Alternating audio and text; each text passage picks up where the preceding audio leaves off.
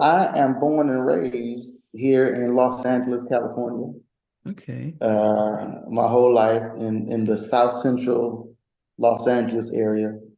Um, Kind of like if you watch old movies like, Boys in the Hood and stuff Yeah. like that, that's shot in my neighborhood. Or if you watch the series Snowfall Okay. with Damson Idris, that's shot literally, some of that stuff is shot on the street in the block that I grew up on. Wow. Oh, where Los Angeles had sort of a red and blue sort of culture. How did you Yeah. navigate to avoid being in caught up in that situation?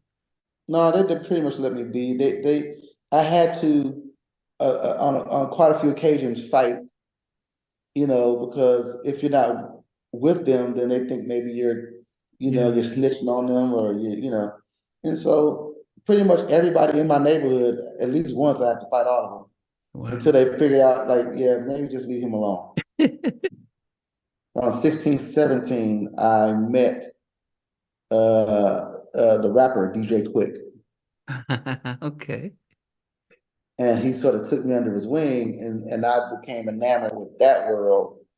And because that was a much larger scale than I had ever seen in terms of the music industry, and I got to be a part of so many cool things just being with him. Teaching you the production stuff. Who was teaching you the business of, your songwriting and publishing and stuff? When did you get to learn that part? Because a lot of our other guests caught on a little too late. Yeah, I was fortunately blessed. I have a very large family, and I'm one of the youngest of 63 first cousins. Wow. I learned it later because after my first meeting with Big John, I then had a meeting with Suge Knight, who said, "I'm going to sign your publishing, and I'm going to give you a stipend every because he knew I was working around. He said, I'm going to give you a stipend I'll give you this much money every month. I'm going to sign you to a production deal and a publishing deal." At that point, I had just had that meeting with Big John. He hadn't signed me yet, but I said, "Hey, I already have a publishing deal." He said, "Well, who?" I said, "Well, EMI." He said, "Well, I got to have publishing on all my artists, so you can still work here, but I can't put your name on anything."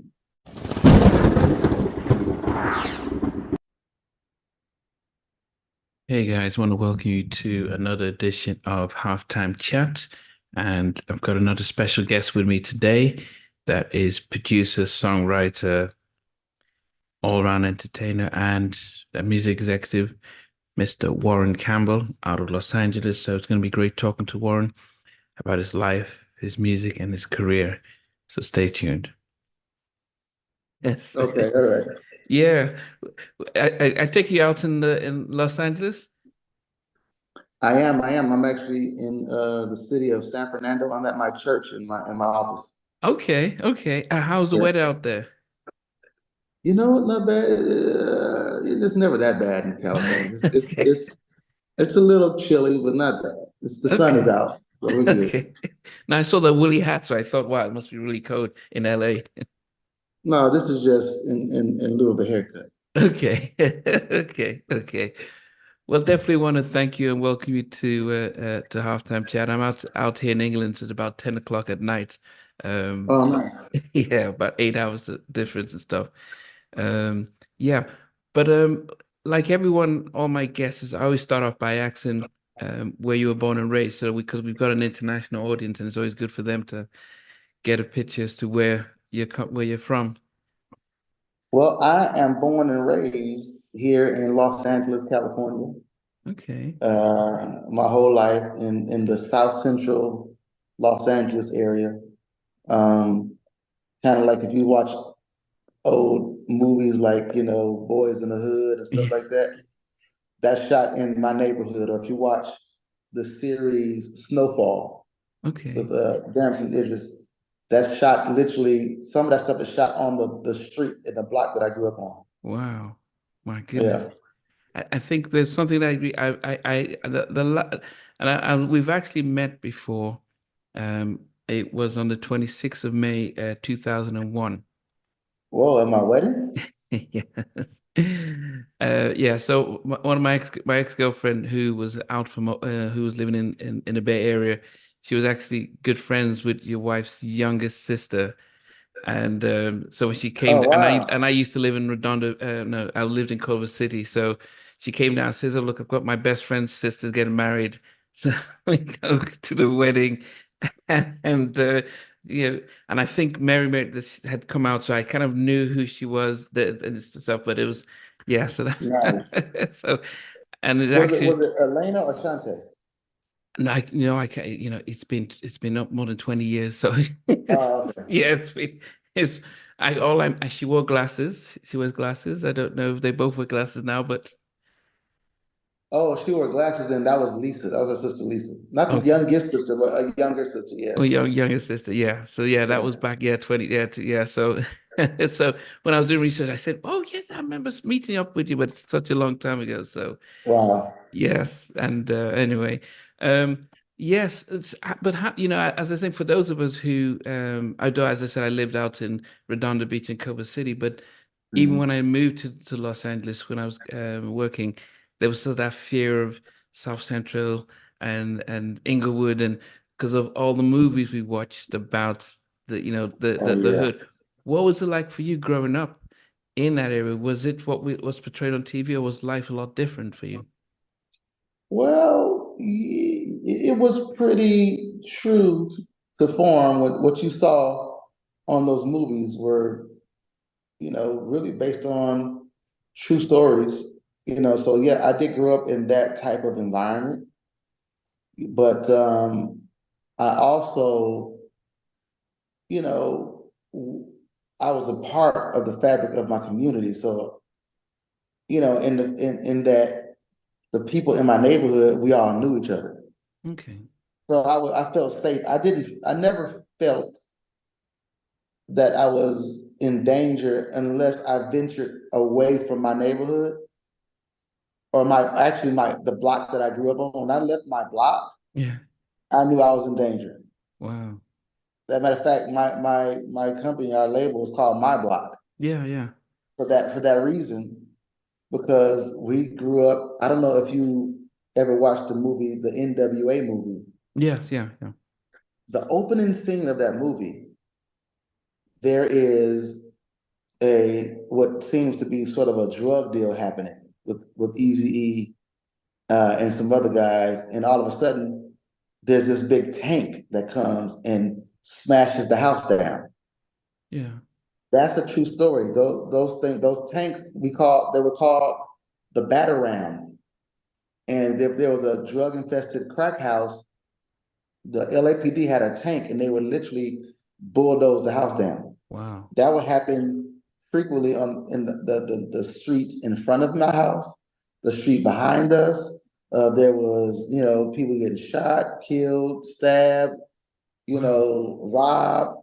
All those things happened. But I grew up in a house where my father and my mother were praying. They were God-fearing people. They were always praying. Across the street from me was another family who were always praying. We would play outside and we could hear them in the house praying. Wow. There was a couple down, maybe about 6 houses down, named Reverend and Mrs. Hardy. He was a preacher. They were always praying in their house. And so all that stuff was happening around us, but never on my block. Wow. So I knew it was happening, but as long as I could make it to my block and to my home, I felt safe. You mentioned about your parents praying and stuff. How important growing up was your faith for you, or was it such that your parents' faith and then you were just a kid and not involved? I became involved in faith and just the Christian lifestyle pretty early, because one, I was the musician at our church, Okay. and so I started playing the drums in church at 3 years old, and then at 6 I started playing bass. By the time I was 9, I was the church organist, so I had to learn all these songs. And these songs that I would play for the choirs and all these things, the hymns, they really had an effect on me at a really young age. Okay. Once I started playing keyboard and learning these songs, and And then, I would see a Bible verse and then hear a song and kind of correlate the two things together. And that just started to come alive in me, in my mind, in a different way than the kids around me, because I was so heavily involved in the church. So by the time I was maybe 13, man, I was a full-on Bible-toting Christian, and with kind of one foot in, one foot out, though, because I still grew up where I grew up. I was still hung on the block with my guys, and we were wild during the week, but on Sundays, I was at church, man. I was serious about it on Sunday. Yeah, but that, so how does that work? We saw some comedies where you do drive-by shootings, but on a Sunday when everyone puts their guns away, like everyone goes to church and Yeah, come back. Was that generally the case? that's definitely the case. Like, you would have people, I mean, it's different now, but they had such a respect and a reverence for the church that, if you found a drunk guy who was walking down the street drinking, when he stopped in front of the church, he would sober up and put his drink away and walk by the church. People wouldn't curse in front of churches. Wow. Now you got people cursing in church. Yeah. Yeah. Yeah, it's true. As I said, I lived in America for 10 years, and Easter, you go to church, and on Easter you'd see you couldn't find a seat. I'm like, where's everyone coming from? And it was always a strange thing that every Easter, the church that would be empty the previous Sunday would be ram-packed and stuff, and then everyone's so Easter is the Super Bowl of church. yeah, yeah, yeah, yeah. Yeah, Yeah, I attended a church out in when I lived in Redondo Beach where they had a Saturday service because a lot of people were watching football on the Sunday, so they had a Saturday evening service, yeah, and because they knew that look, we can't beat them, we need to find a way to yeah. get them. Because these brothers, listen, I know during football season, as a pastor here, I'm preaching a little bit shorter. So these guys, and now here's the thing, it's selfish too, because I want to see the game too. Okay, I'm okay. like, let's get you guys out early. The playoffs are happening right now, so let's go. But then, so so when you're about a teenager, around 15 or so, what are your thoughts about what you want to do? You're playing in church, you've got your friends out, but what was happening that you thought this is what I wanted to do for as a career? When I was a teenager, 14, 15, I was already a working musician. Wow, I started making money as a musician at 13, wow. playing in churches for preachers. So my mother, she would have to drive me to several different churches on Sunday morning, Sunday night. I would play at my father's church and I would leave there and go play. And I did not have to play for the entire church service, only Okay, the preacher. So wow. when he got ready to go into his song and dance and his hoop, I was the guy that would play the organ behind him. And Wow. that was like kind of like a niche market that I found for myself, where it would be word of mouth, and it was like, man, did you hear Lil Campbell? They call me Lil Campbell. Man, he know how to back up a preacher. So they would pay me $75, $100 to come and just play behind him as a preacher, and I did that, a lot. And then I started getting church gigs, and then I had my own group that I sang in, where it was me, my sister, my younger sister, and two of my friends. We started this group. I kind of had the group going. Then me and my sister joined the group, and we started singing, like, around the town, singing churches, opening up for whoever was the gospel artist that came in town, whether it be Yolanda Adams or whoever it was, Daryl Coley, and different people would come to town, and we would open up. Wow. And we started kind of trying to record a little bit as we got a little older, but something happened when I turned 16. Around 16, 17, I met the rapper DJ Quick, Okay. and he sort of took me under his wing, and I became enamored with that world, and because that was a much larger scale than I had ever seen. in terms of the music industry, and I got to be a part of so many cool things just being with him, and he just that just kind of took me in a different trajectory and was the catalyst of me going into hip hop and R&B professionally. Okay, so now you're coming from playing within the church and you've got your Christian parents. I don't know if DJ Quick was a gospel artist at the time. How No, did it the was two not. relate? So how did be not yoked with unbelievers? How did the whole thing? How did you weigh that up between? Oh, okay, this. Well, my father, man, my father was really cool. He knew, I think he knew that I would get flack, you know what I mean, from people at church and stuff like that. My father was a musician as well. He was a bass player. He's the one that taught me how to play the bass and put the bass in my hands and stuff like that. So I think he understood the the hunger that I had inside of me for music. And he said, man, just do the music that you feel, that you're drawn to. He says, you don't type, you don't take dictation, you don't do construction. You are a musician. That is your occupation. He says, but now here's where you have to draw the line and have standards. You cannot let your occupation run all over your salvation. Wow. One has to be more important than the other. So there's some things that you can do, and there's some things that you can't do, but you have to be the one to know where that bar is set. And he gave me that rope and that latitude to do what I wanted to do. And so even at Death Row, we were working on records. Some stuff, I just would opt out of. You know what I mean? Like, that's it's a little too much for me. So, but how did you meet up with DJ Quick though? I mean, how did that whole connection start then? I have a friend that I grew up with. His name was DJ Rogers Jr. His father was the soul singer DJ Rogers in the 70s. Me and him met at 9 or 10 years old, and we've always stayed in touch.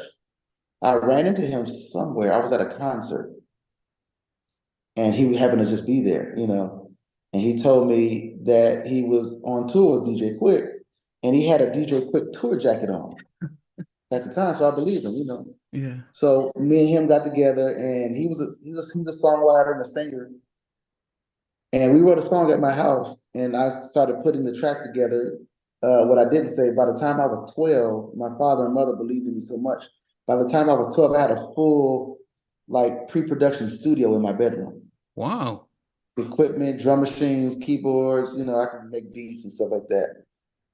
And so he comes over, we work on the song. He says, hey, I want to get DJ Quick to work on this with us, to reprogram the drums on the song. I said, wait a minute. DJ Quick, what do you mean? Come on, man, that's not gonna happen. I said, no, I'm gonna get him to do it. He's like my brother, he'll do it.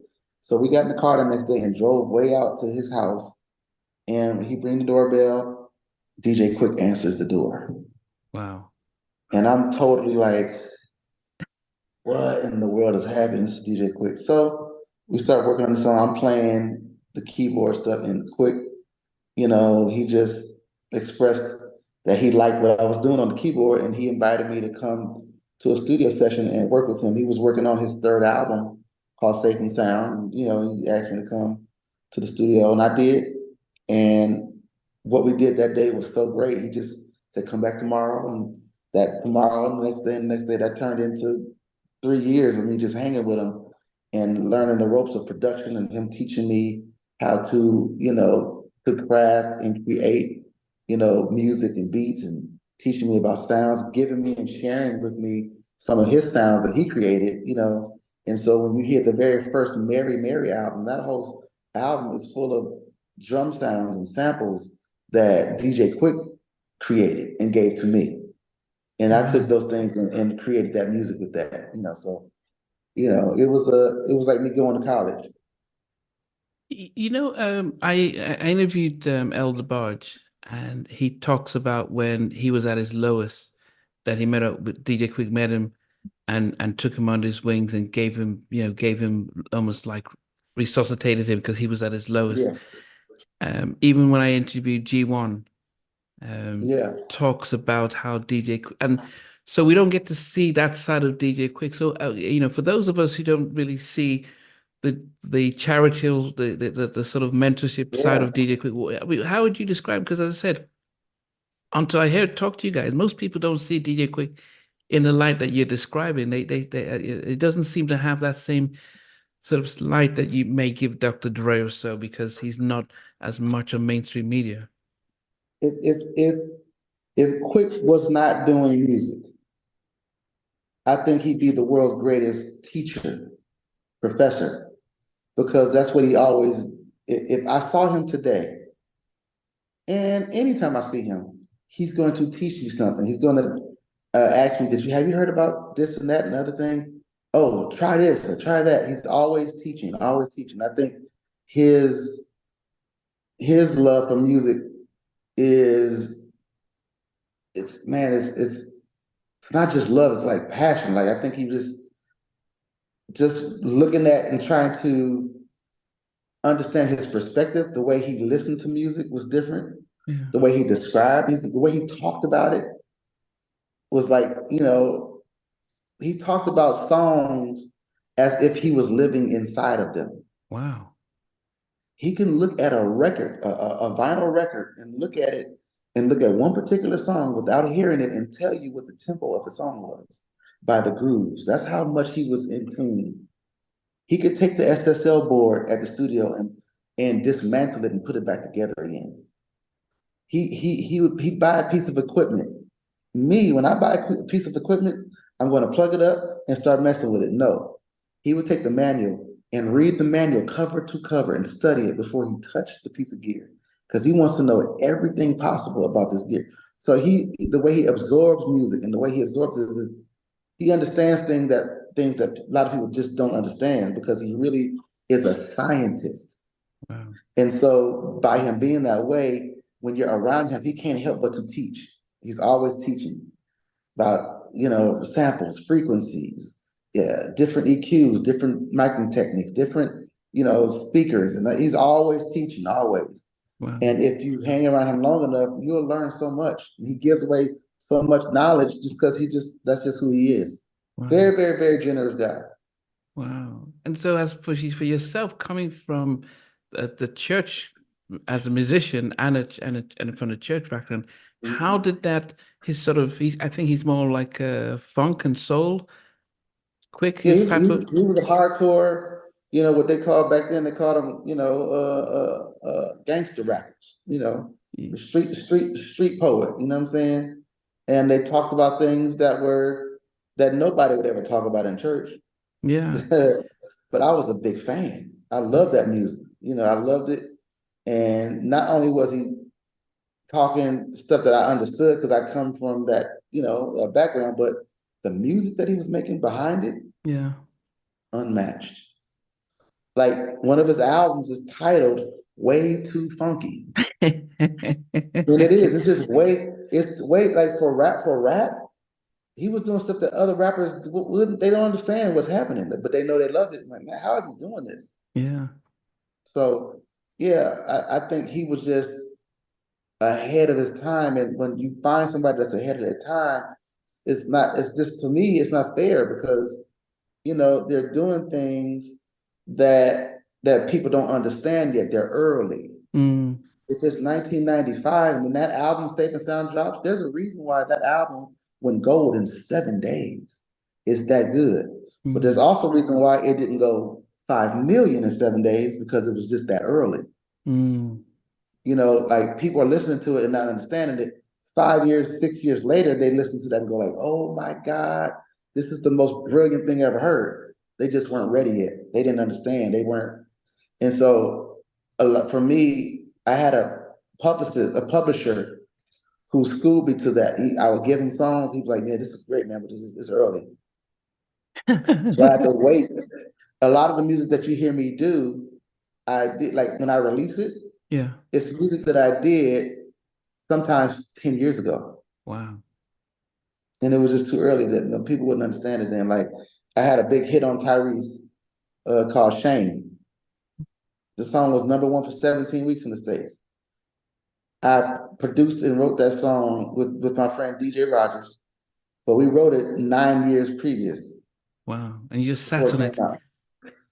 Yeah, just sat on it. And when Tyree sang it, I didn't change anything. I didn't add any production. It was just like that, and sometimes it's just too early. So just going back a little bit then with Quick, when you were working with him, did you have did you think this is what I wanted to do? Or what did you think? Well, I'm not I want to still sing and or what was it that you were thinking about yourself as a when under Mm. Quick's mentorship? Well, I knew I could sing and I could rap a little bit and stuff like that, but I never wanted to be an artist. I knew I wanted to be a musician of some sort. But when I met Quick, that's when I knew I wanted to be a producer. I was like, I want to do this. And Quick would tell me like, you're on your way to being. He said you're a good writer right now, but you keep going, you'll be a good producer soon, but not yet. He's like, but right now you said you're a good writer. So I'm like, I don't take that as insults. I took it as like, okay, I got to go work Wow. and become a great producer.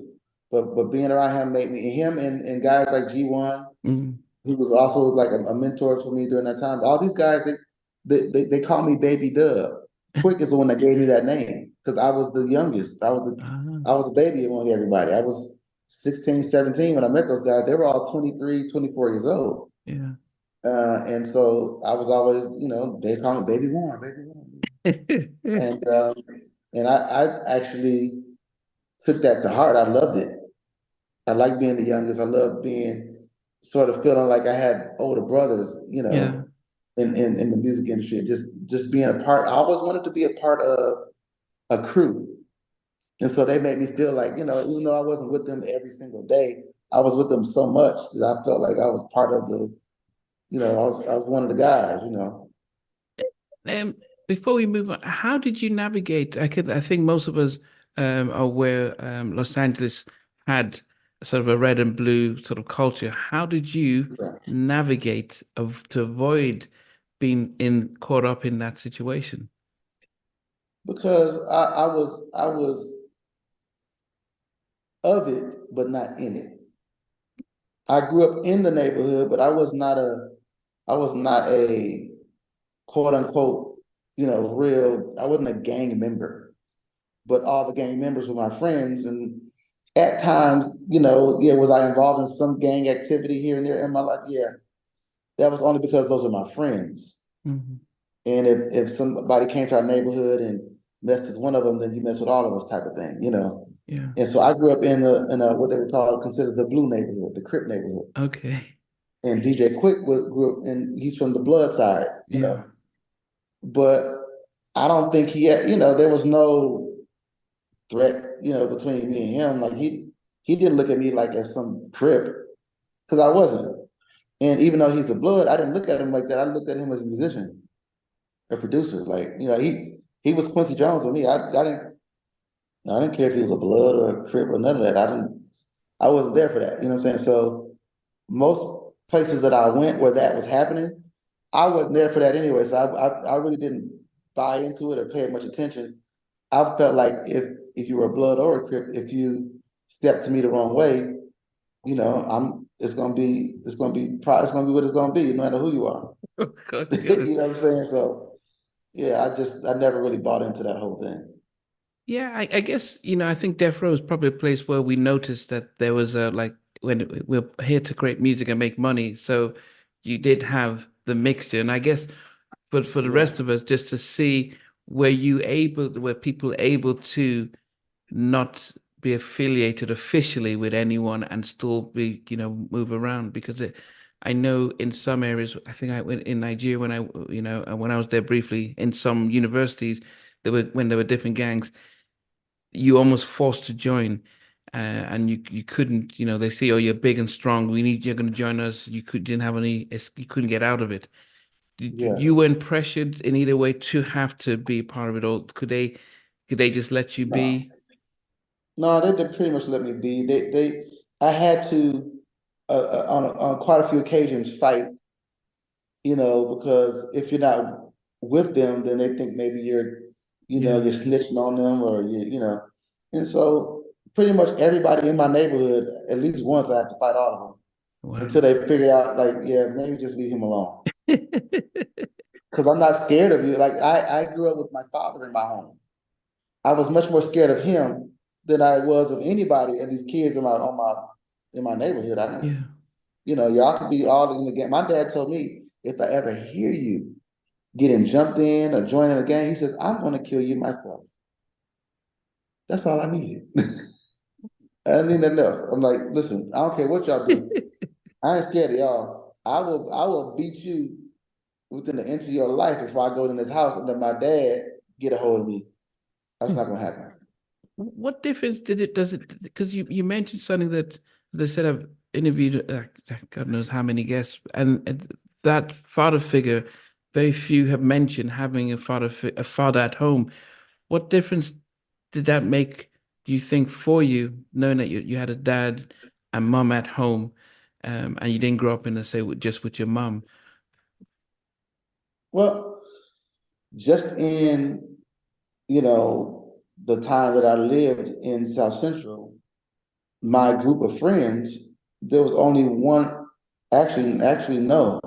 None of them had, none of them lived in a home with both parents except for me. Most of them are all dead or in jail except for one guy that I know. And I think that is the difference because your father is where you learn either by him teaching you or by you watching him certain attributes. I learned how to deal with my anger and my disappointment and my frustration from my father, from a man. Mm, If you are in a single parent home when you just live with your mother, you learn as a man how to deal with your anger from a woman. Women are different than men. Women can go from 0 to 100 like that. mm, But the reason why it's not as volatile is because there's no testosterone behind it. mm, When you add testosterone to a short fuse, you have a bomb. mm, If you put that same scenario and you multiply it and you have 5 or 6 or 12 guys with that same story, you have bloodshed. well, Somebody steps on my shoe and I stab him. The punishment does not fit the crime. But because I learned how to deal with my disappointment, anger, frustration from my dad, somebody steps on my shoe. I say, hey man, watch what you're doing, man. I just bought these shoes. I brush my shoe off and keep going. But somebody who learned how to deal with their anger from their mother, who just goes, you stepped on my shoe, it's a different thing. See what I'm wow. saying? So yeah, I believe that was a lot of the difference between me and a lot of my friends, where if you can insult me if you want, I'm not gonna, I don't care. But it's when if you put your hands on me, then that's a different story. But you can talk all you want. I don't care nothing about that. It's not gonna, not gonna bother me either way. But on reflection now, why do you think so many homes that your friends and your neighborhood only didn't have many fathers around? Would you think that was by design, or because that doesn't seem, it just seems as if it seems very systemic that men weren't around to raise their children. I believe a few things happen. If you go back to the 60s, late 50s and 60s, um, on a high school education, Black families were able to really sustain themselves because they worked in the factories. They had great jobs. Back then, you could own your own home. You had enough money to send your kids to college if you worked in one of those factories, Mm, or some sort of plant or whatever like that, steel mills and things of that nature. Um, those families are who funded the civil rights movement. Those families and the churches mm, funded all that stuff.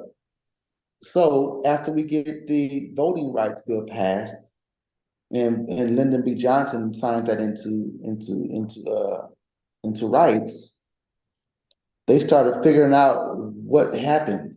How did these Negroes get this far? Because you got to understand what racism is. Racism is I don't like your skin color. That's prejudice. Racism is economic. I don't want you on the same level as me economically or any other way. I want to be here and you down here sociologically, right? Mm. And economically. So they figured out that these families were the ones really funding this stuff. So they started shipping all of those, they started shutting the factories down and moving all of that work overseas. The factories are shut down. And now what did they do? They started handing out scholarships, going off to college. And then here comes Vietnam War, going off to war. And while they're in war, here's heroin. When they come back, here's cocaine, and here's crack, and here's all these things that are happening that we did not give ourselves. None of us owns a poppy field where the heroin is grown in the other Mm. countries. None of us own any planes to fly all the cocaine from Colombia into our neighborhoods. Where did it come from? And so I think it's the systemic dismantling of the men. If you pull the man out of the Mm. home and the man is displaced, then the woman's out of place and the kids have no place and nobody knows what's going on. It's just confusion. And when you put the man back at the head of the house behind the woman and have something strong for the kids to follow, that's the structure, man. And we can get back to a power base, and that's what we've been fighting this whole time. Wow. Yeah, Yeah. I didn't mean to go Martin Luther King on you. No, no, I always remember when Paul when the jailer when he when the doors opened and the jailer said that they said he got saved and his whole family got saved. He didn't Paul didn't have to speak to everyone, he just got him saved and the whole family. And that Whole was always family. the sense that once you got the man, the whole family are in good and yeah. Yeah. Wow. So having your dad around when he sees you going to Quick and making music, he's like, reminding you, look, don't, remember your upbringing and stuff. How are you balancing being in Well, that my environment? father, he didn't necessarily know who Quick was. He didn't know his Okay. music. He didn't know exactly what I was into in terms of the music. He just knew I was doing stuff and I was bringing money home. I was Okay. working. Okay. So he's like, the boy is working, so he's doing something. And he's not, and I was not coming to my parents and asking my parents for money. My parents haven't had to pay for anything from me since I was not, they didn't have to in terms of like if I wanted a suit, if I wanted to go somewhere, they hadn't had to pay for anything for me like that since I was 13 years old. Even when I was in the eighth grade and I had a graduation, I bought my own suit. Okay. My parents never had to buy me a car. Now they gave me old cars that they would have, but when I purchased my first car and I bought one, I bought it with my own money. I purchased all my clothes with myself. When I went to prom, I bought my tuxedo. I was working. My parents knew that I was very, very independent. And so from the time I was 13 years old, I could be out in the streets till 5 in the morning. But they knew what I was doing. They knew I was either at a church playing at a musical Okay. or, Okay. I wasn't out in the streets. I was with musician friends and I was playing. Yeah. And so I think my dad knew that, like, he's working. Yeah. He Okay. does he didn't realize what the content was until Quick called me one day and left it. He didn't Quick, I don't think Quick realized that I lived at home with my parents. So he called the house and left a message on the machine, and he was rapping a song that he wanted me to be a part, that he wanted me to, play on or whatever. And he rapped one of the verses and it had a lot of profanity in it. And when I got home from school or wherever I was, my dad, he pointed it out like, "What is this?" I said, "That's Quick," and I had to explain to him what that was, you know. But he knew that whatever I was into, that I loved it. Okay. And so he didn't bother me about that. He just kind of just was supportive and like, said, "Okay, as long as you are safe, as long as you're doing what you know is right, just let's see what happens. And I have very supportive parents.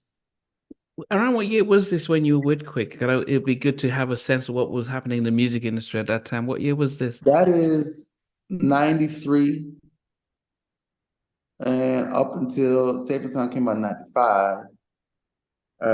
And in the interim of all that happening, he was being managed by Suge Knight. So we moved studios and went to join the Death Row team. So And so what? that's when I started doing a lot of stuff with Death Row as well. So we're talking around that 93. So this is the Chronic has come out and it's just, you know, The Chronic is out and Snoop's album is out at that time. And then they're working on the Murder Was a Case album, which so I played a little bit on that album. so LA is just becoming the becoming becoming the center of attention with production and everything. Yeah. Um and for yourself as a young producer, seeing the Chronic and blown up and Snoop blowing up, are you just thinking, yep, it's just a matter of time. I'm just gonna be, I mean, must have been exciting, or what was it like in those early days? You know, in the early days, I hadn't thought about myself. I hadn't thought about being a hip hop producer as much. Okay. I had in mind that I wanted to do like score films. Oh, I was looking at I was looking at those big R&B groups like a DeBarge, and I was looking at Michael Jackson and saying, man, I think I can do that. And so watching, with the exception of Quick, because Quick's his entire process was just it was astounding. It was crazy to watch. yeah. Him and another guy named DJ Battlecat. Those are Oh, the two guys Battlecat, yeah. when I watched them, I was like, this is amazing. But for the most part, other guys that I watched, I was not really inspired or impressed because what they could do is they could take a drum machine and sample somebody else's stuff, chop it up, and make beats out of it, which was an art form. Yeah. But then they would call me and say, can you play something or add something to this? And I would write a bass line, write chords, write a lead line, play string parts, and they give me a check. And I really wrote all that stuff. And I didn't know that I was writing. So I didn't know that till later on. So I'm like, man, I was writing that stuff. When I listened to All Eyes on Me by Tupac, that album, I'm on about 17 of those songs playing. But some of that stuff, I'm like, I came up with that line. I came up with this. There was nothing there but a drum beat, and I added this stuff to it. But hindsight is 2020, and I cherish the experience. Yeah. I was working with the producer then. He RIP. His name was Johnny J. He gave me an opportunity to work with him. And he was doing a lot of the bulk of that Tupac stuff was Johnny J. And he's like, "Come on, play on this." And I just kind of was like I was in it, for one, the experience, and I love being around it because we would do a song on Friday and it'd be all over the world in heavy rotation on radio the next Tuesday. Wow. And I couldn't believe so I was a part of history, but didn't know it. So what the questions you're asking me about that time, I didn't really realize what it was until years later. And I look back and go like, wow, I didn't even know I was a part of history. Like I'm looking at movies and documentaries and all kind of stuff. And I'm like, I was right there. I'm right there. Oh, look. I was right. If they pan the camera 2 inches, I'm standing right there. Wow. I was a part of so much and I saw so much that after a while, it became normal. I remember, being on the road and going to Madison Square Garden and seeing Biggie walk right by me. Like, I'm like, who's that guy? And I remember going to a restaurant and, hanging outside and seeing Biggie and Puff and Tretch from Naughty by Nature and Usher. He's 15, and they're all standing outside talking, and I'm just there, in the middle of all these things. Now I think about it, go like, man, that was some kind of Yeah. historic It times. was, But yeah. at the time, I was just trying to figure out how I can get on somebody's record. How can I play on this? How can I submit a song to you? That's all I cared about at the moment. So At that moment. Quick was teaching you the production stuff, who was teaching you the business of, your songwriting and publishing and stuff? When did you get to learn that part? Because a lot of our other guests caught on a little too late. Yeah, I was fortunately blessed. I have a very large family, and I'm one of the youngest of 63 first cousins Wow.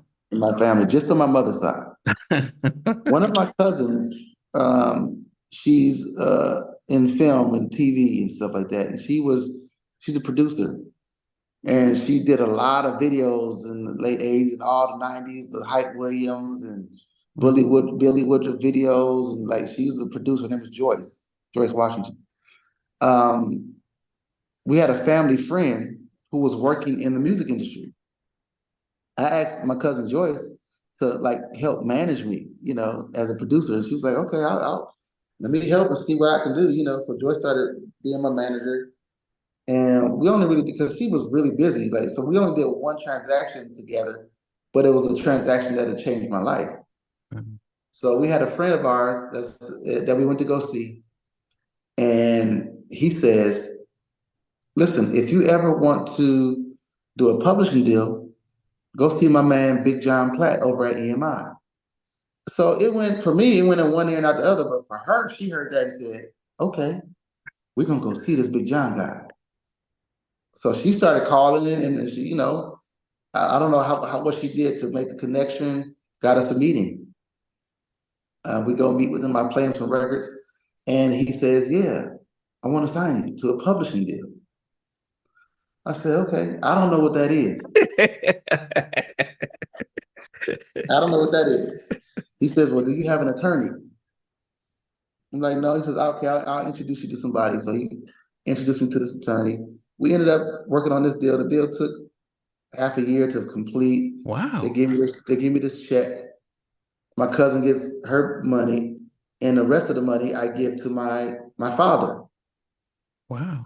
And it was like $60,000 or something like that, whatever it was. I give the money to my dad, and we buy a home together, right? Where my parents live now. Now, the lawyer, my cousin says, hey, did you pay the lawyer, Jonathan? I said, doesn't he? I thought he worked for the company we signed to because I met the lawyer through EMI. Hmm. They assigned him to me. I thought he worked there. I didn't know I was supposed to pay him. So now I'm out of money. I gave him money to my dad. We bought this house, whatever. I gave him your money. So I had to talk to him. I said, hey, man, I did not know I was supposed to pay you. I thought you worked for EMI. And he says, don't even worry about it. We're going to wipe this slate clean. He said, I believe in you. And he started teaching me about publishing. And then I started asking questions to the guy that signed me. His name was Big John. He's still a good friend of mine to this day. He's now the chairman and CEO of Sony Music Publishing.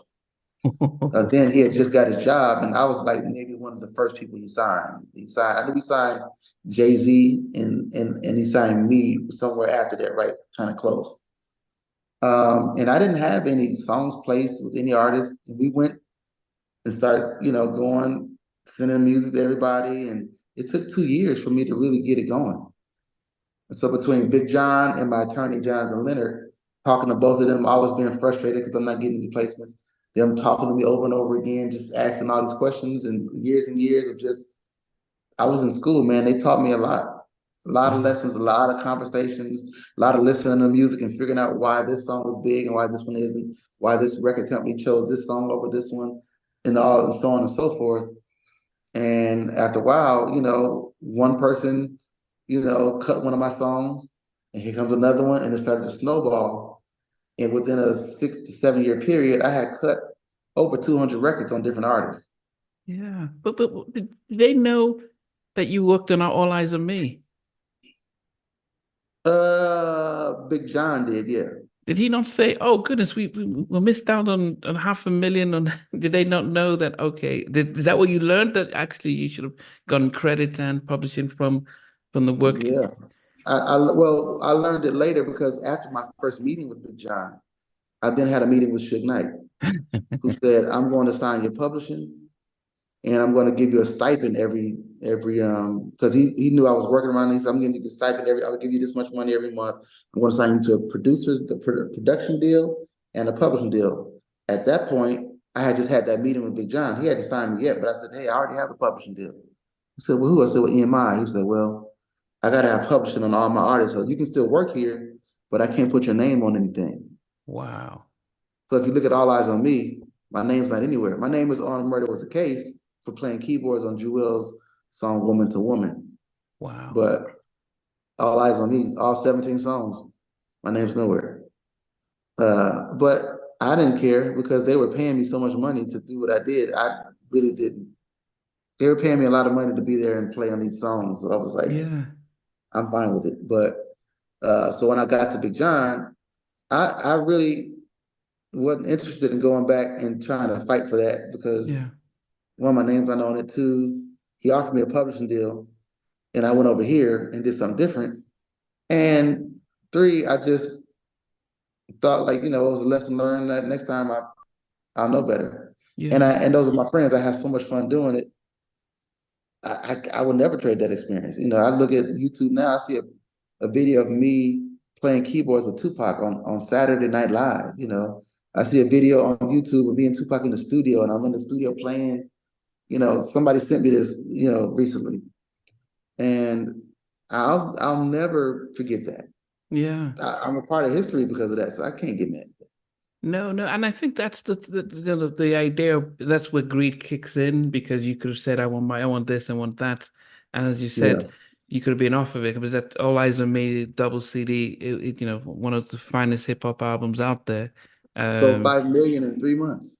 yeah, I mean, everyone, we all had a copy of it. I mean, it was just, Yeah. I still play it now. But then also the whole Death Row was worldwide. Mhm. That whole industry, the whole thing that was happening was worldwide. Um, what was the first song then that you got placed for with your new deal at EMI? The first song that got placed was on a movie soundtrack called Steel. Shaquille O'Neal Oh yeah, played. yeah, superhero was it? So, Yeah, yeah. yeah, I actually have never seen the movie, but Okay, yeah, yeah. um, I wrote the song called No More Fighting with a lady named Antonina, and I forgot her last name. But the song was sang by Tevin Campbell.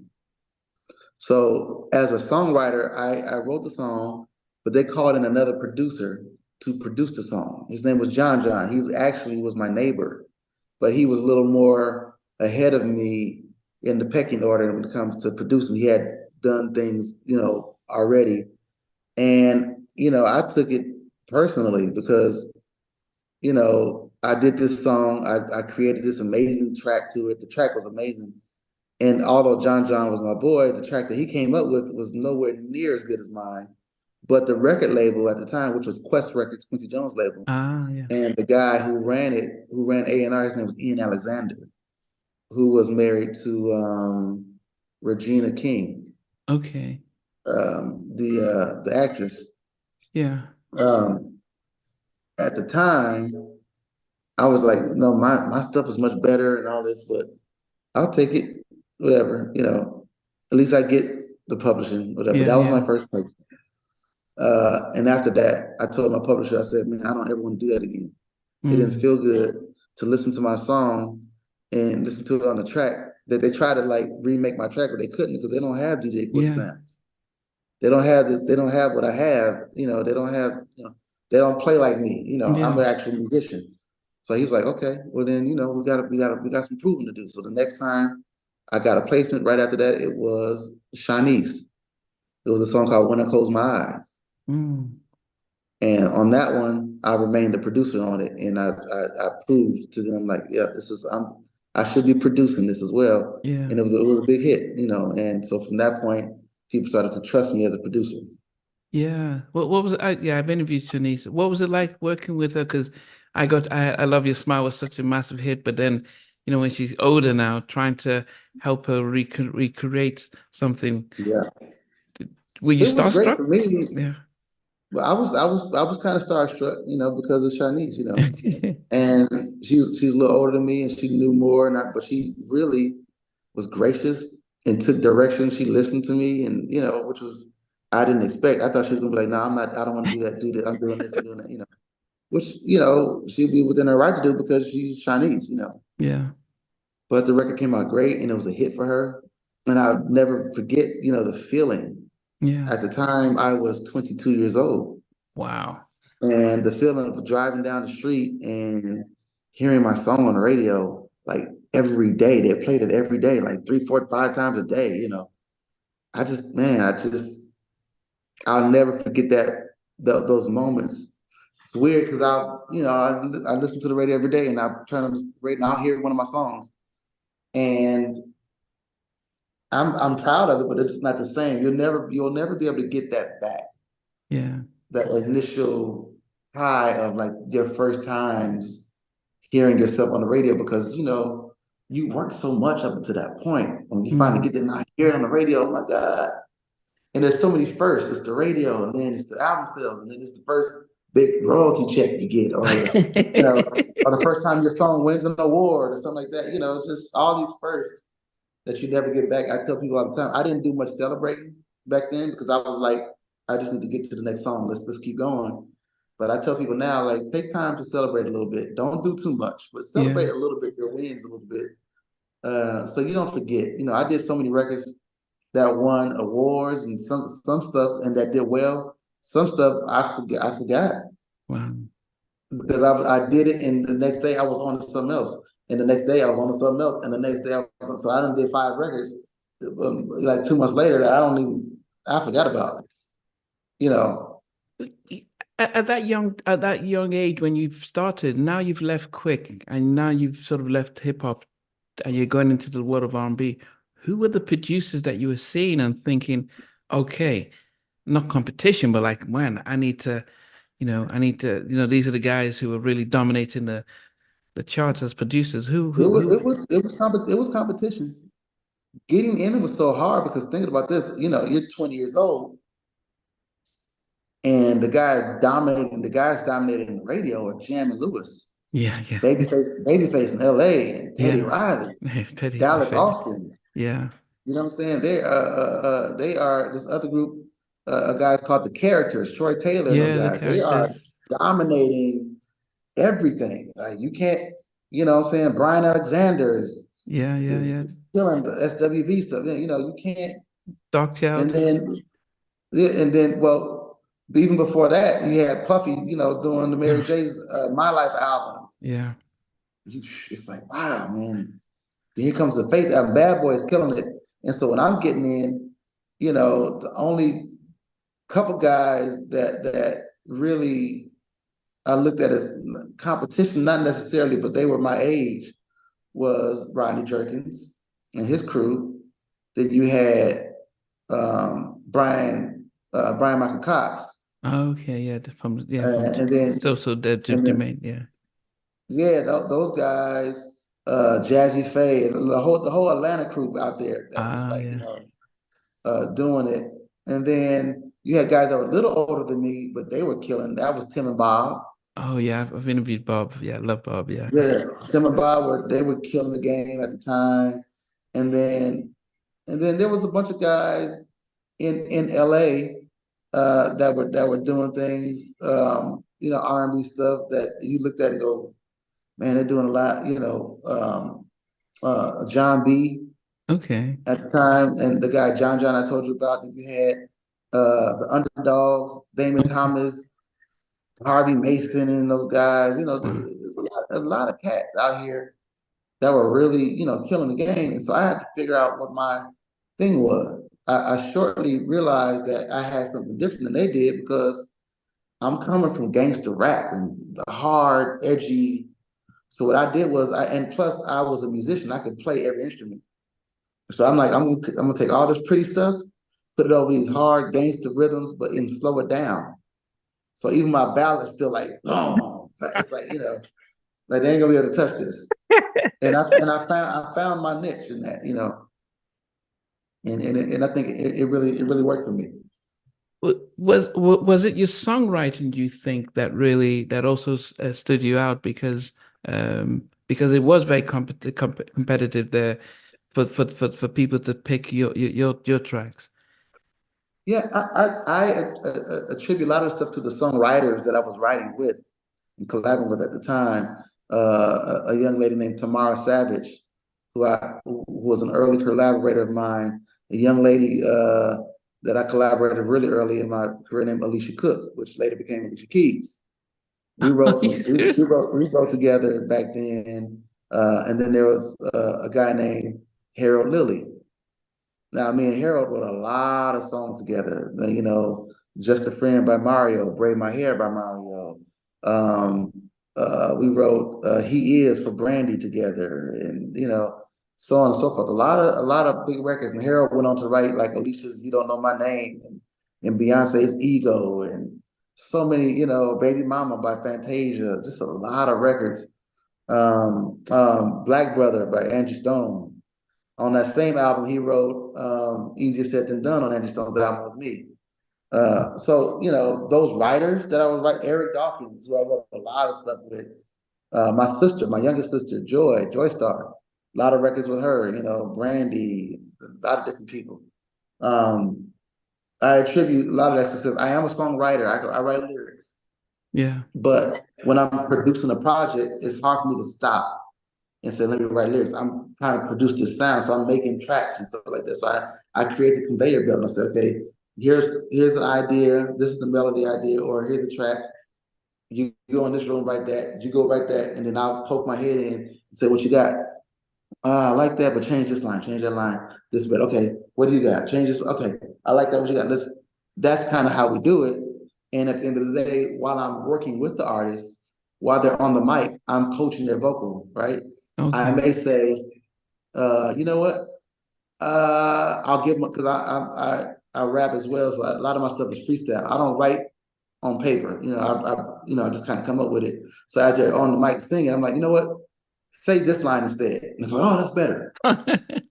And so, and if I'm not doing that, if I'm not doing the vocal producing, my partner Eric Dawkins, he's like the best vocal producer on the planet. So, either I'm doing it or he's doing it, but mostly I'll have him doing it. When I'm doing it, I'm also writing at the same time, like change that line, change this line. So sometimes when writers, they write to my track and send it back to me, when they hear it back on the album, they'll realize there's some lines different because I changed that while we were, Yeah. but it's the songwriters that I write with. Another one that I'd love to write with is Juan Winans. Juan Winans is one I read a lot with him, and another guy out of Cleveland, Ohio, named Jay Sean Champion. These guys are just like these. They're my go-to guys. And Wow. they're just really, really prolific guys. It's almost like what we have about Jimmy and Terry, or even LA and Babyface, where one of them is a strong writer, one of them then the melody, and it's easy for them to work as a team. Even you listen Yes, with Teddy, he had Tammy Lucas and he had Bernard Bell, right. who did a lot of the writing, and then Teddy came up with a lot of production, and it seems that and I think people don't seem to realize the importance of good songwriters because we think of the producer and the producer takes a name, but you're really describing how much the songwriter makes a massive difference The in huge the work difference. you do. Listen, I look at guys like Jermaine Dupri, who is probably one of my he's one of my one of the biggest heroes of mine. Wow. Like he's a hero to me. He's the first person to ever give me a check to say go produce this record. But Jermaine Dupri, although he makes beats, his strong suit ain't necessarily that beat that he made. When you listening to that Escape song or that Usher song, those lines like "You make me want to leave the one I with" started like he wrote that. You see what I'm Yeah. saying? Like he wrote those lyrics.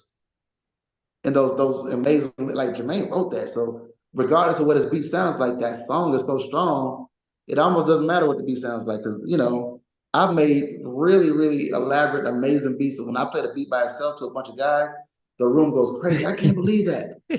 But the song that I put on top of it wasn't good. So it didn't matter how good the beat was because that song was terrible. Okay. Or I had a beat that was just kind of okay, but the song was amazing. Number one record. It's always the song.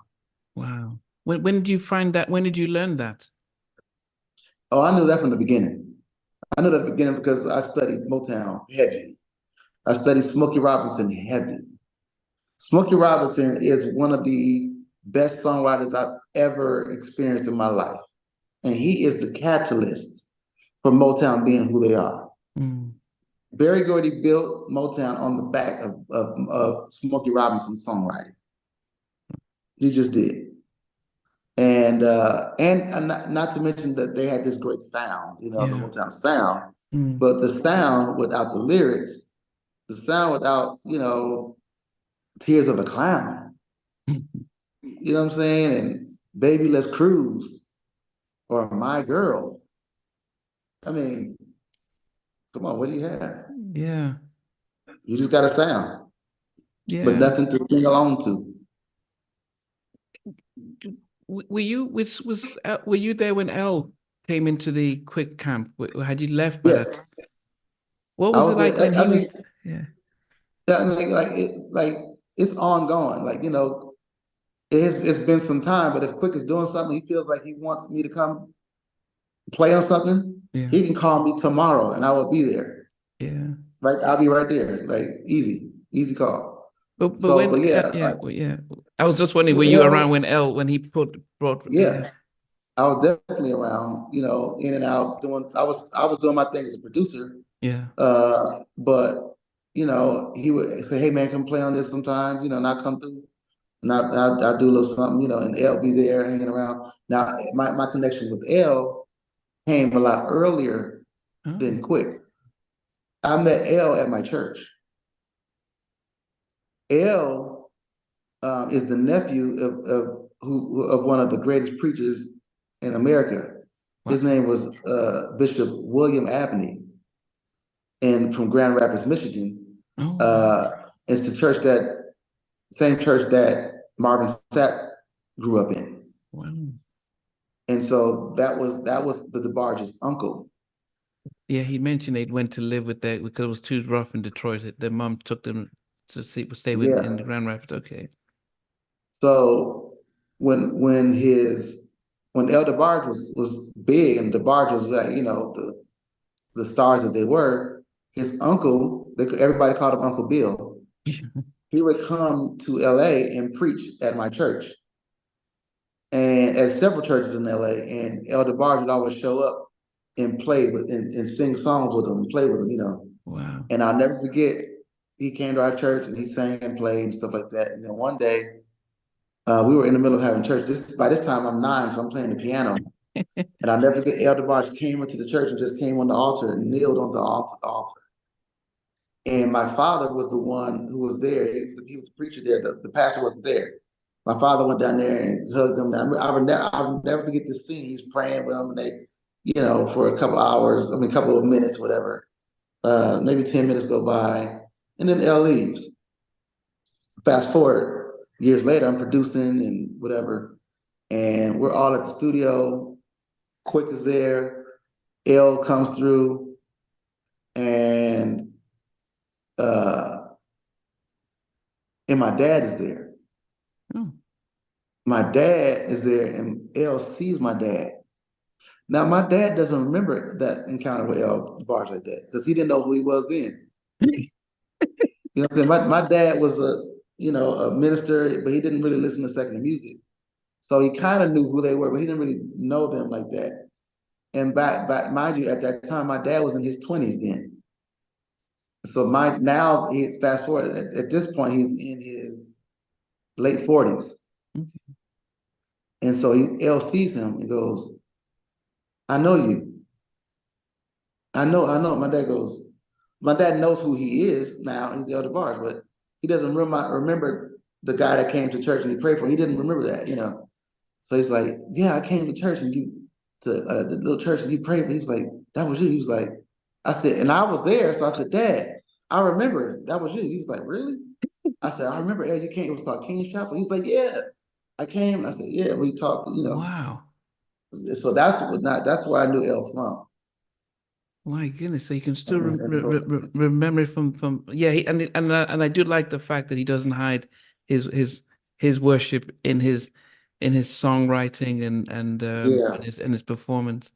But in the midst of all this success, I guess, uh, how are you maintaining, you know, your dad gave you that sort of message when you first started.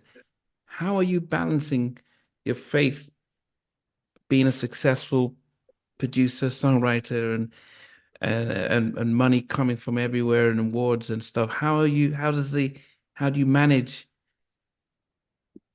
I didn't think it was much to manage because I feel like whatever I had and whatever I was doing, God gave me. It's not because I'm so good, it's because of the grace of God and the talent and the gift that He gave me.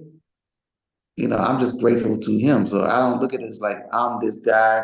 Yeah, you're giving me the award, but that's only because God ain't here Himself to accept it. I always go, I don't write songs. God writes songs. I take dictation. It's just a download to me. I'm just like, if He didn't pour it into me, like, and give me the idea or a spark, I could never write it. Yeah, So I kind of look at it like that. So I've always maintained that, like, it ain't really me. It's a gift. It's the God in me. And I wrote a song about it and put it on Mary Mary called "The God in Me." It's one of the biggest songs.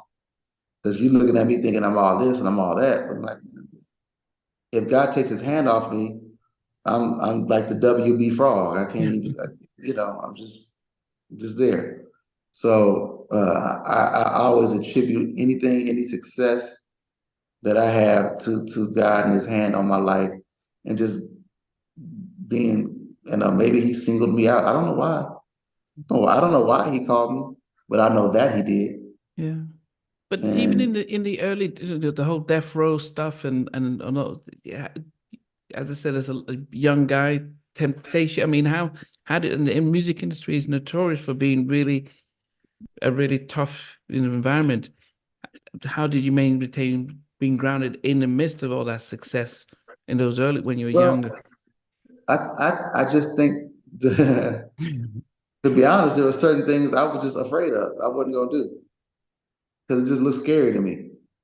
If I walk in a room and see a bunch of naked girls, I'm not going in there. I'm like, yeah, in my mind, somebody's getting ready to get arrested or something. I don't know. I can't be in that room.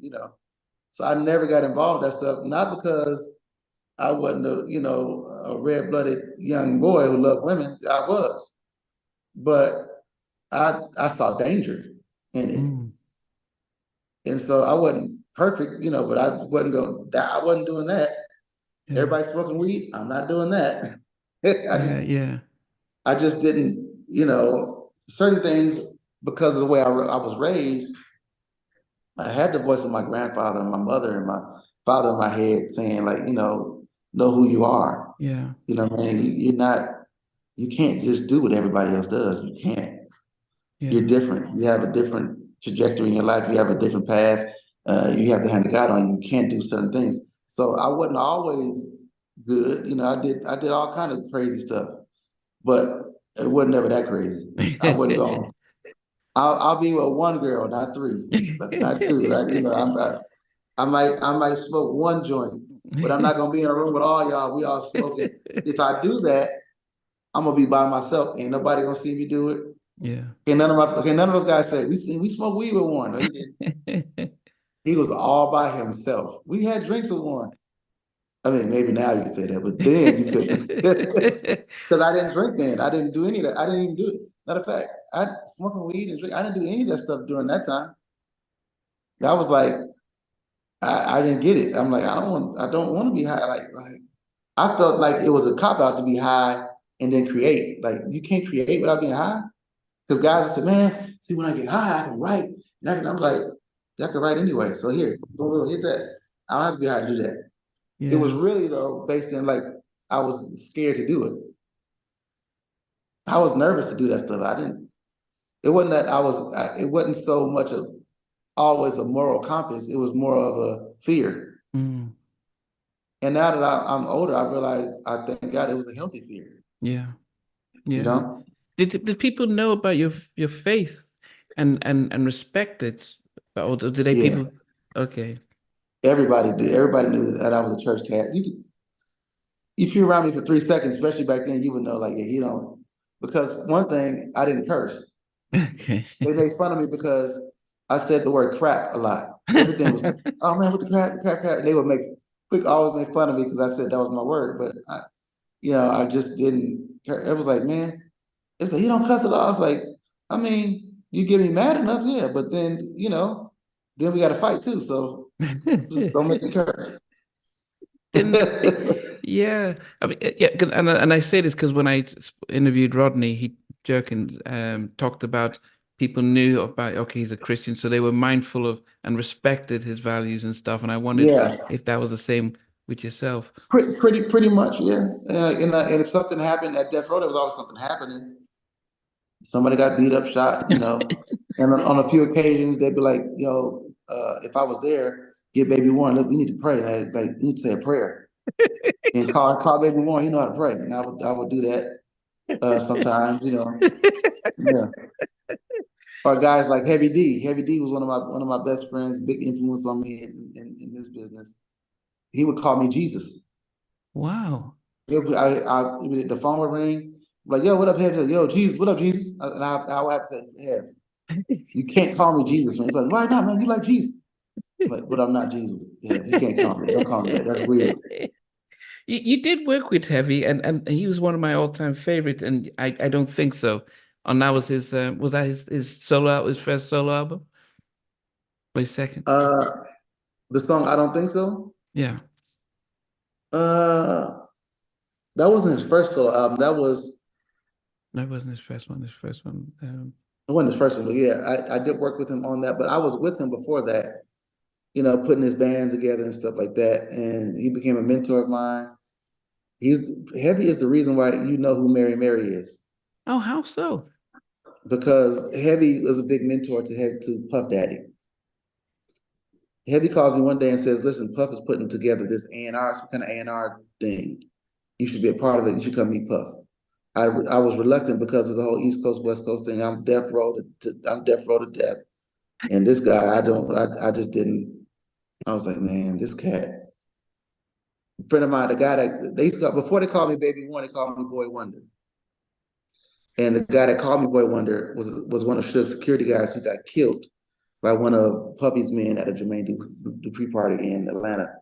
And I just didn't respect all the back and forth, and it was just, it wasn't even my fight, but because I'm down with Death Row, I was just Yeah. like leery. So Heavy had to really talk me into coming to meet him. When I came to meet him, I liked him a lot. He immediately became like a hero of mine. I like his business acumen. I like everything he said. I like what he's about. Of course, I love the music. Yeah, yeah. And I just like, man, this guy he's a winner. He wants to win. And so he asked me about working on his gospel album. He said, we're going to do a bad boy gospel album. I Wow. said, really? I just signed a gospel group. And I played him Mary Mary. I played Shackles for him. We had just recorded it. So we did that. He loved it, wanted to sign it. And because Puffy wanted to sign my Mary Mary group to Bad Boy, every other label got wind of it. And it became this huge bidding war. Wow. I ended up doing the deal at Columbia Records because I could not ignore the money that they were proposing. Probably the biggest, deal for a debut gospel act ever. And this is just because they're saying if Puffy wants it, that must be good. Is that? Yeah, that's the Puppy when he was with J Lo and that guy during Yeah, that yeah, yeah, time. yeah, yeah, Everything he touched went platinum. yeah, yeah, Everything. yeah. So we benefited from that greatly. D- how did you meet Mary Mary? I mean, how did that come about? That happened because I was on the road playing keyboards. The first and only tour that I ever did as in a backup band, I played keyboards in Brandy's band. When Brandy came out with her first album, Oh, but one of G1 the said he was on that tour. Was that the same tour with? yeah, the Okay. G1 is how I got in the band. Okay. Yeah, yeah. He told me it G was. G1 was the drummer on the first leg of the tour, And then he quit to go because he was producing stuff too. So he Yeah, yeah, went to do yeah. that. He basically helped put the band together. Him and a guy named Kenny Crouch. And so they were putting it together and asked me because I was working with them every day in the studio. And they asked me, did I want to do it? I was like, yeah, I've never been on the road before. I would love to do that. So I did that. And in one of the cities, now with the girls from Mary Mary, it's you see those two, but there's more sisters. There's like 8 of them, 7 of them.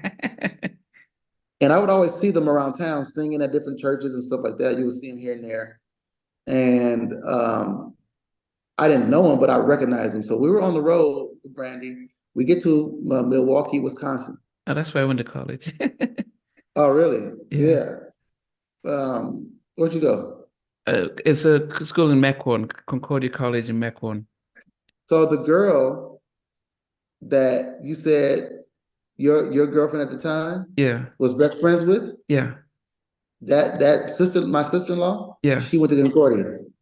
Are you kidding me? Wow. That's probably where they met. Okay. Maybe, I don't know. Yeah, I don't Did know. did, Okay. did that girl that you dated, did she go No, to no, that college? she was in the Bay Area, but I need to remember how they met. But no, I was in Oh, Milwaukee. okay. Yeah, yeah, back in the 70s, yeah, 98 now. But anyway, you said you were out in Milwaukee. Yeah, during that same time, 95, the tour, we get there and there's another tour there. That's another tour, a group that's staying in the same hotel. But this tour group is from it's not an artist, it's a play, one of those gospel plays. Okay. And one of the guys in the band and for the gospel play knew me, and he knew that I was out on the road with Brandy. So his name was, I think he passed away now. His name was Ira. They called him Champ Gilroy from Kansas City. He was a keyboard player, great singer too. And so I get a phone call to my room, my hotel room, early. I mean, we just got in late that night. I'm asleep. The phone rings. Warryn. I said, yeah, who's this?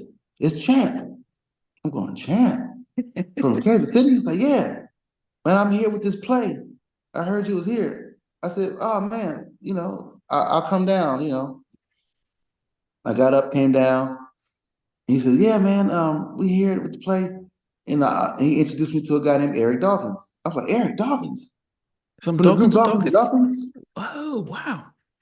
He was like, yeah. So he introduced me to Eric Dawkins and Dawkins and Dawkins. He said, here's another guy.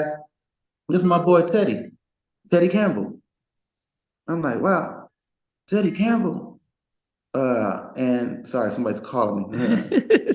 Uh, Teddy Campbell was like, yeah, we met me and Teddy. Teddy, he's a drummer. I was like, your last name Campbell? I said, my last name is Campbell. We were both 19 years old. We hit it off. And as we're talking in the lobby, I see these 2 girls way on the other side of the lobby walking toward the elevators. I said, I know those girls. I don't know their names, but I know those girls from LA, huh? He's like, yeah, yeah, yeah. They're in the play. And that's when I saw them. Okay. And so the play then, after that, we left, whatever, finished our tour. The play then was coming to LA. And so Eric Dawkins calls me and says, yo, we're coming to LA. And that's our last stop. And after we leave, after we finish, I'd love to stay and let's write together because Wow. we're working on some new stuff. I said, okay, cool, cool. So we did that. Eric Dawkins stays at my mom's house with me. And I guess that I went to the play when they were in LA and I saw Erica on stage. And I'm going, as a matter of fact, when I went, I was on a date with some other girl. And in plays, what they do is they come like they're there the whole week, doing Yeah. shows the whole week. My father's birthday, it was December 9th, 1995. My father's birthday was that week. I said, Dad, for your birthday, I'm gonna take you to a play. So I went back to the play, this time without that girl. Okay. And I asked Eric to introduce me, so he did, and I talked to her for a second. And so he ended up staying at my house for about a week. We worked on music, and I guess I was talking about her like, man, that girl. He was like, man, that's when everybody had pagers. He said, I'll page her. See, there's a sister too, they can sing, they'll come sing background and stuff. I said, okay, cool. He called them, they come out, they come over. And they sing on some stuff, and I'm like, oh, they can really sing. And Tina says, oh yeah, we've been writing some songs, and she sends me an arrangement of What a Friend We Have in Jesus that I love. I'm like, oh, this is really good. So we kept in touch and started just kind of writing together and doing stuff. And that was that. Then we wrote the What a Friend thing. We recorded it, wrote a couple other songs, and we just started. I started saying, man, you guys, and we were doing it so much. I'm like, you guys should be a group. And they're like, what? And we just kind of hit it off, and just kept writing together. Y'all should really be. We should be a group. Y'all should be a group. Like, really? I'm like, yeah. They had never thought about being a group before, Wow. and that's kind of how that happened. But Yeah. but then who did you give them tell them the name or how Oh yeah, I gave him the name, Mary Mary. how did you come up with that? It's just a download. I just dropped in my spirit, Mary Mary. Because Mary is kind of a religious name, Yeah, it's yeah, in the yeah. Bible. And I wasn't a astute Bible scholar at the time. So I went upstairs and asked my father, I said, Dad, are there two Marys in the Bible? He said, yeah. I said, do they know each other? He said, yeah, they're kind of like sisters. We got Mary, the mother of Jesus, and Mary Magdalene. Yeah, yeah. So I told them, I said, yeah, you got two Marys in the Bible. So the name stuck. And so Mary, Mary, that was it. Oh, goodness. And, Yeah. and then now when you signed them, when did you start thinking about production deal or label deal and stuff like that? I mean, who did you see to think about Immediately. doing your own? Immediately. I mean, that was the first thing. I was like, yo, I'm gonna sign because, you know, all my contemporaries, my friends had R&B groups that they were signing. Rodney had this group called So Plush that he did a deal with. I think they did a deal with Sony too.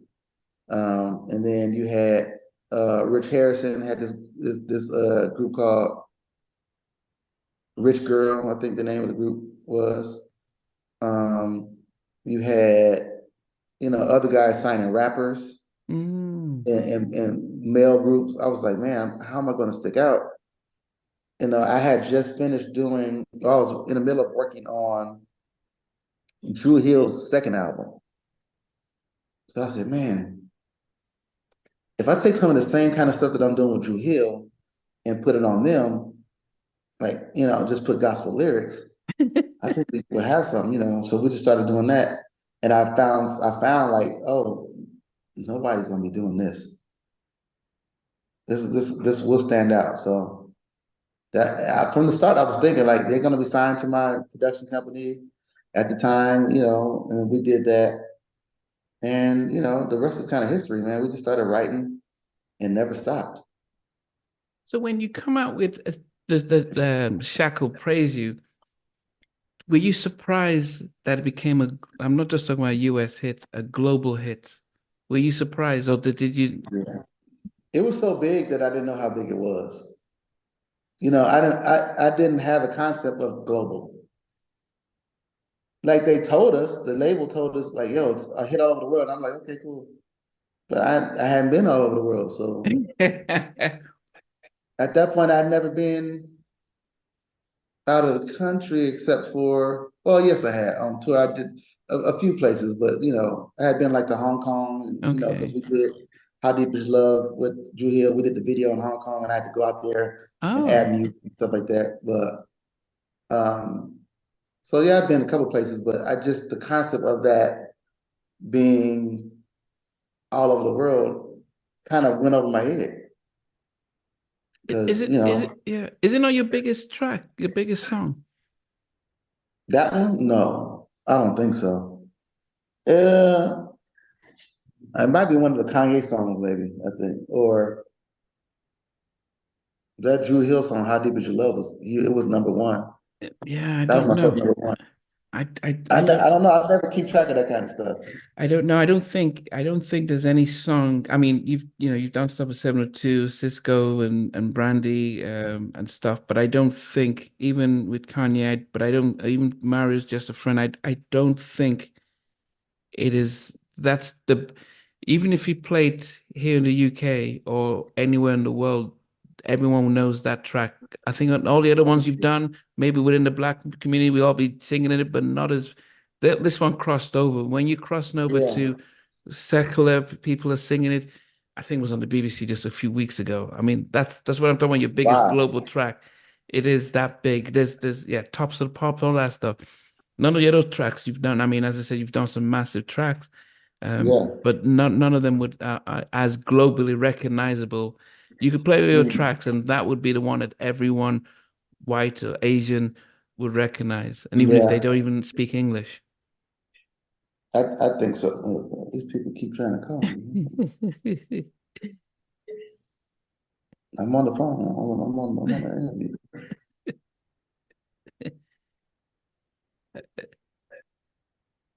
There we Yeah, go. yeah, but so because you come out, you say it's going to be a good day, and but I don't know why the track became that big, though. What do you think?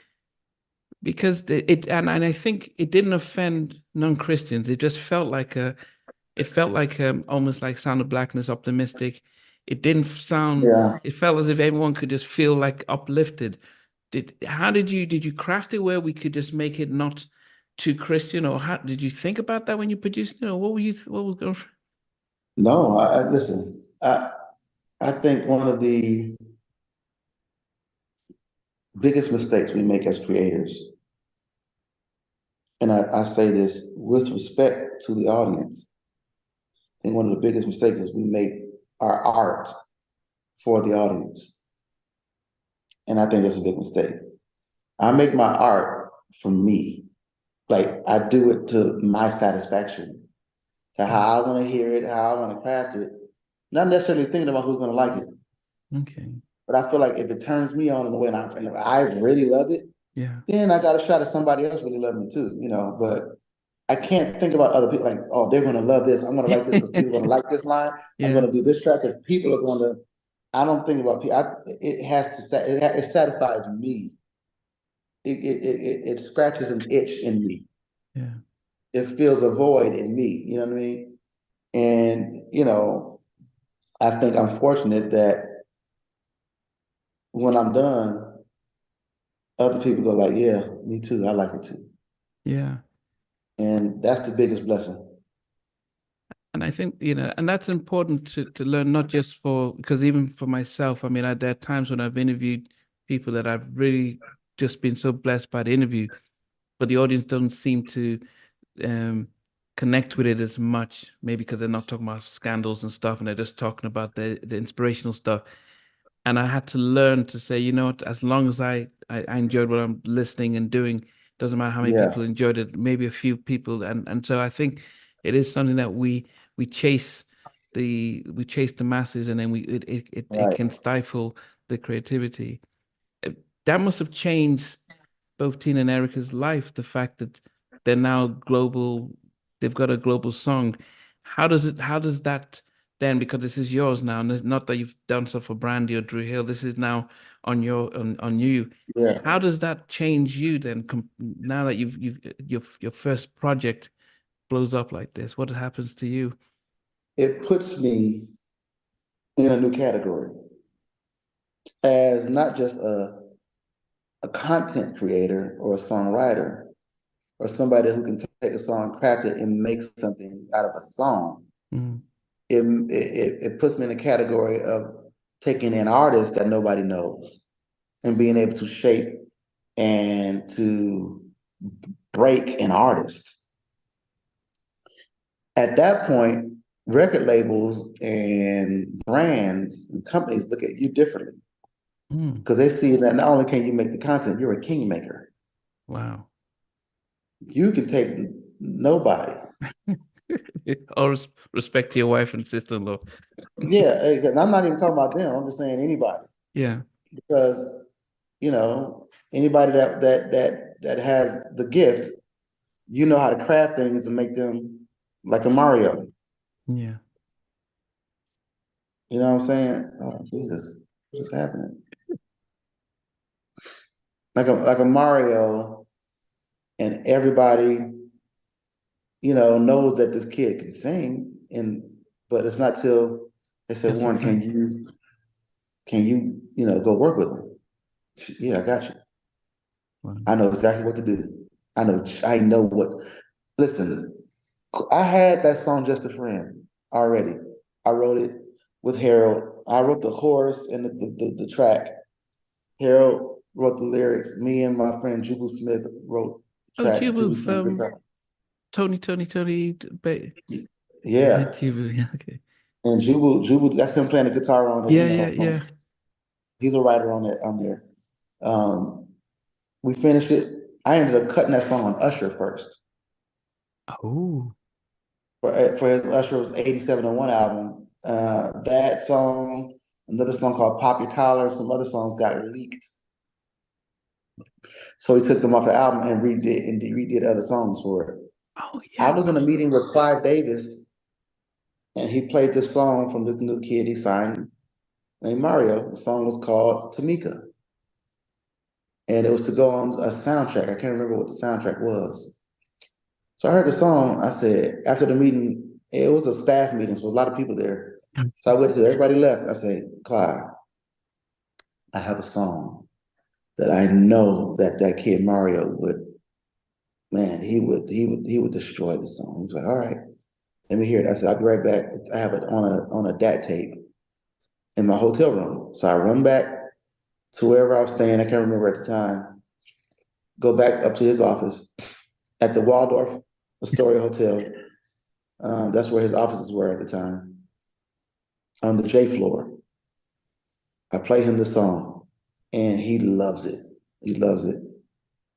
I said, I think I can work. So he basically gives Mario to me. He said, okay, go ahead. You got it.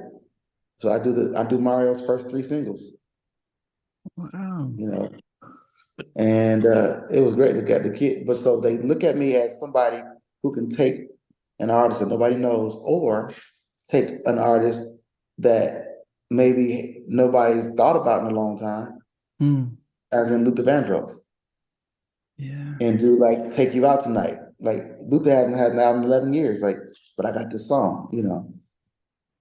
So they look at me like somebody that we should probably hire to do A&R for us, or to run A&R, or to, be the head of this company or whatever.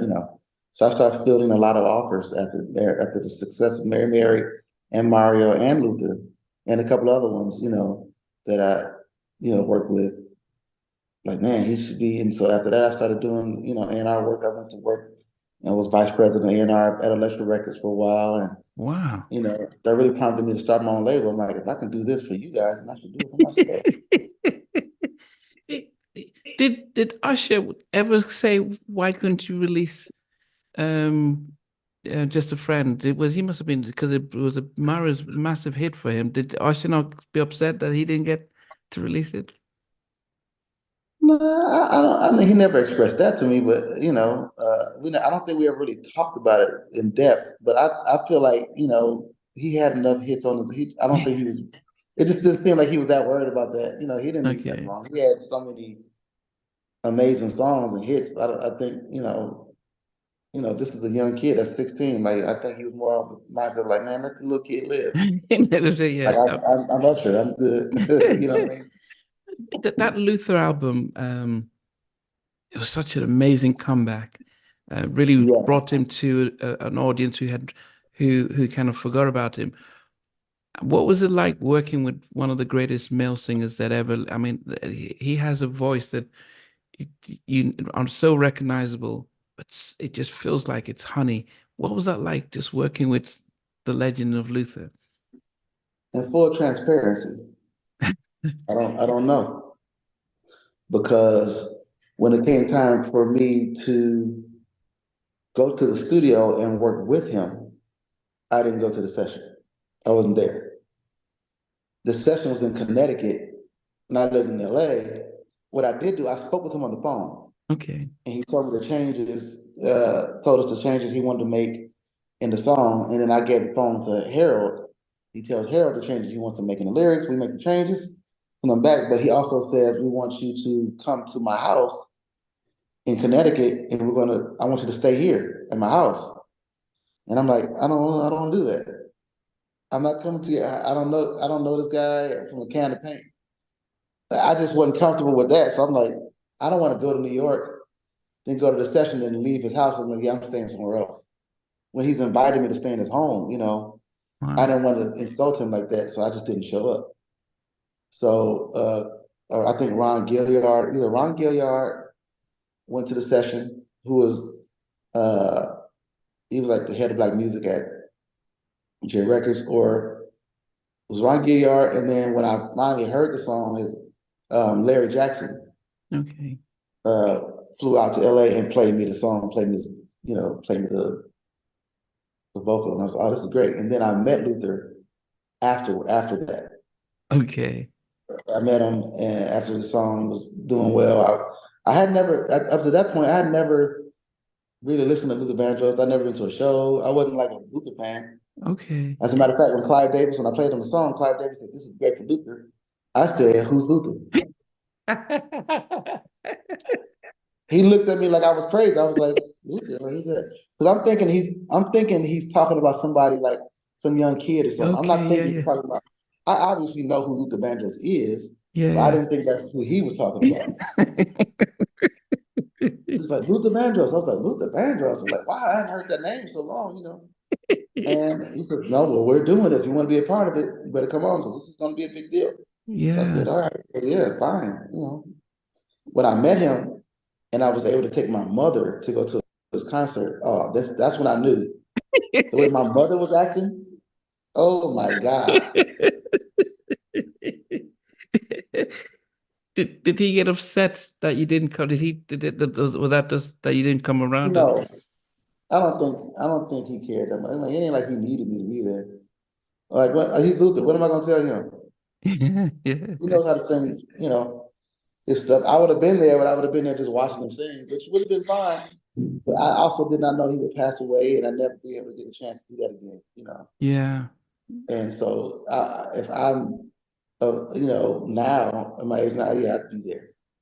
I stay at his house. I eat his chicken, everything. It is, but because when you do the Mary album and now you have got your own label, do you not think about getting more groups and developing your own? But because it looks as if everyone's pulling you to do big stuff with your own. How did that Yeah, affect your own company and your work? yeah. I did see where I wanted to do that, but I also wasn't as focused on it because I love producing so much. I wanted to be a guy who was being called on by people. Like, "Oh, I'm working with this artist and this label and that label." I'm like, so focusing on my label and doing that wasn't the big priority at the time, which maybe it should have been, but I didn't have the foresight to see that then until a little later in my career. Um, which is nothing lost. It just wasn't my time to do that during that time. And then plus when I asked Clive Davis for a label deal, he told me no because he felt like I needed more artists. You need multiple artists. You only have at the time I had Mary who was already at Columbia, and I was giving him my sister. He wanted to sign her, and he did. He signed her, but he wouldn't give me an actual label deal. So I went to see Sylvia Rome. She said, "Yeah, I'll give you a label deal." So I went up there. So Okay. that's when I started really thinking about myself as a label owner and the president and all that kind of stuff. Yeah. The Yeah, I know you did In a Rush for Blackstreet. What was it like working with Teddy? Because I'm as a my all-time favorite producer artist is well Michael Jackson, then Teddy Riley.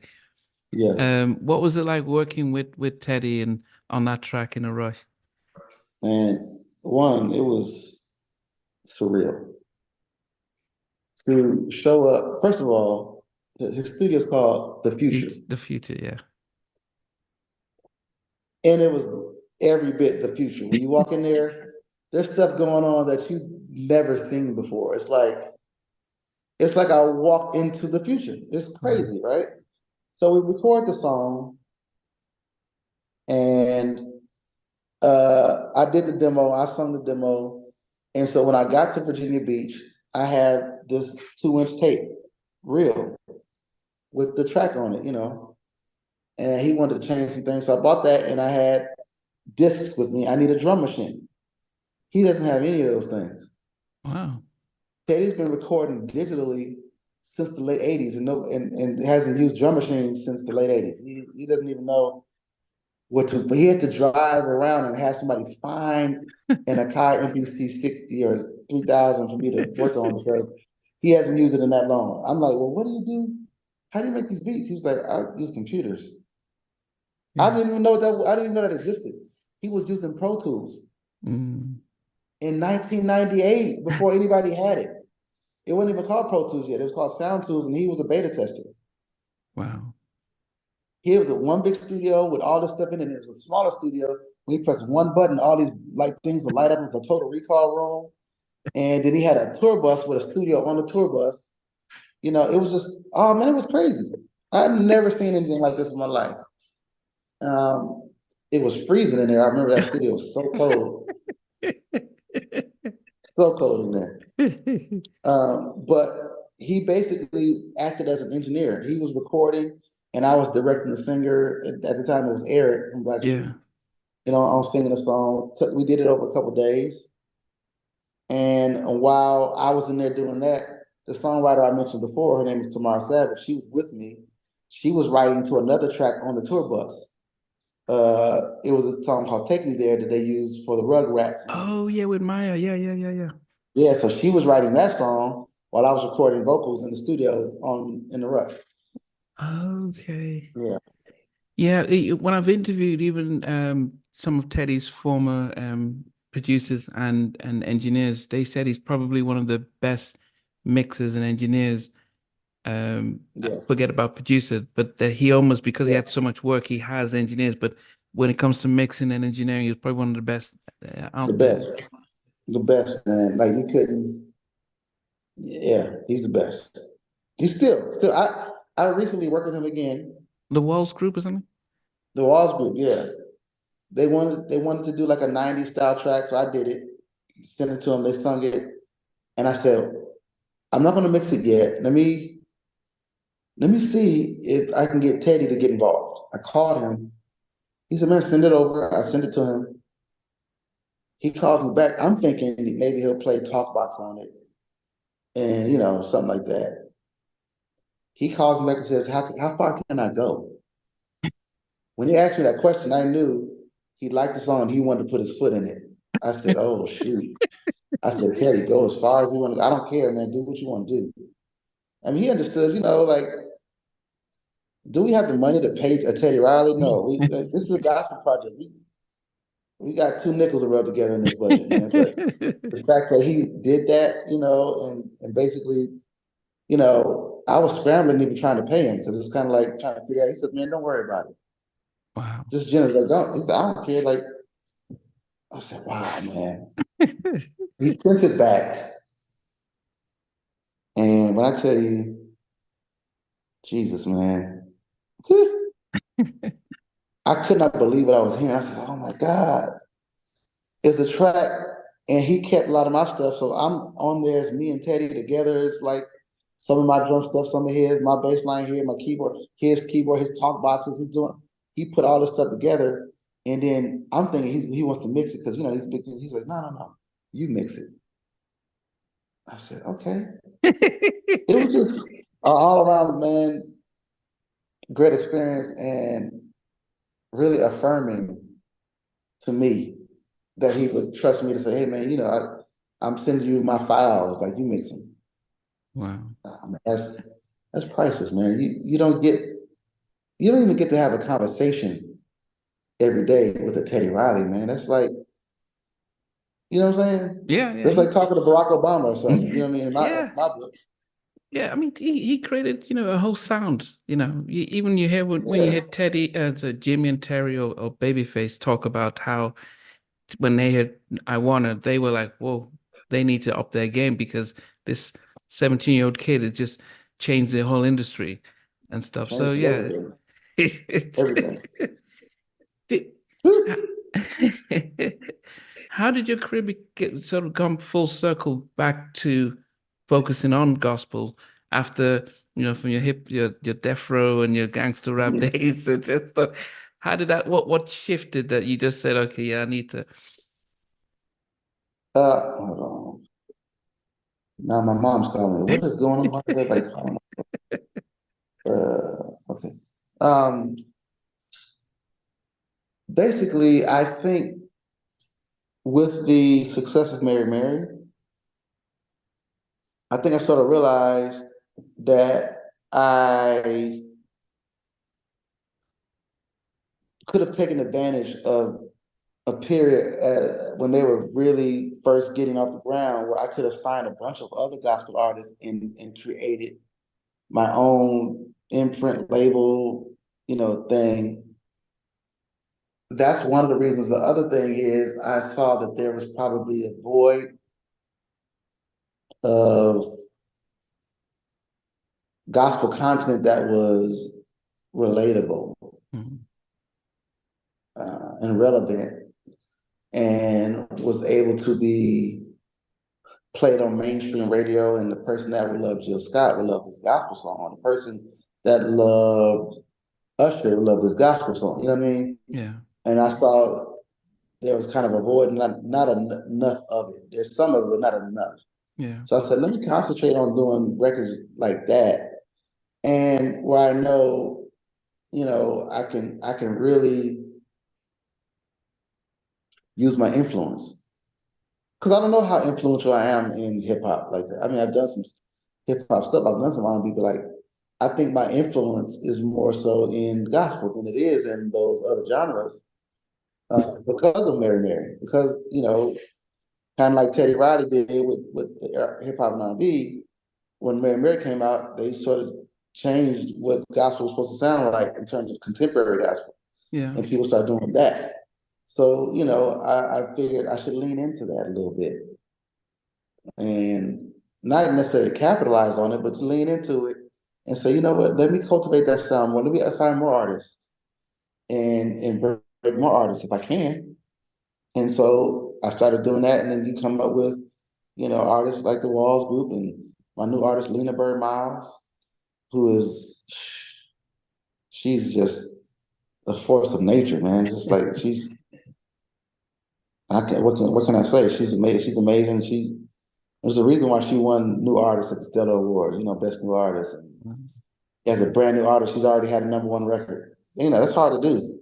Mary never had a number one record, really. Number one single on gospel, not Okay. really. But so I'm seeing where I'm glad I did what I did. So then, so when people look at My Block Inc., are they now looking at you dedicating all your most of your time now cultivating gospel artists, or are you mixing just R&B and gospel, or what's? Well, excuse me. There's some R&B. Like my sister is inspirational. She's not R&B and she's not Christian. She's kind of like right in that middle, where some stuff she tells life stories from a kingdom perspective. Yeah. Then I do have MC Light. Oh, she signed? Who, yeah, she's working. She's with Down with My Block, and we're doing her album. We had Kelly Price on the label. And we did her last album, which was called entitled Kelly, with that big song, Not My Daddy, Mm, with her and Stokely from Mint Condition. We had Music Soul Child signed to my block at one point, wow. and did an album there. And so now we do have an artist named Toni Estes, who's brilliant, and we're working on her album. She's the girl that wrote Whitney Houston's "It's Not Right, But It's Okay" with Rodney and those guys. Oh, And so she's a tremendous talent. So she's R&B. So now, we're not close to it, but I'm just focusing on giving younger and gospel artists a shot at having something, just something where their career is well maintained and well oiled, and the sound is great, and they have what they need in terms of representation. A lot of our gospel artists, you know, they they kind of like they remain on the chitlin circuit in every way. Mm. with kind of, shanky managers and deals and the way they Yeah. have to move. It's not above bar. And so Yeah. I'm saying when you come to my block, I want to do it in a way where if you went to sign to Universal, it's no different. You know what I mean? Okay. You're going to be treated with that same respect. We're going to put that same effort and energy into you and that same professionalism. Yeah. You know what I mean?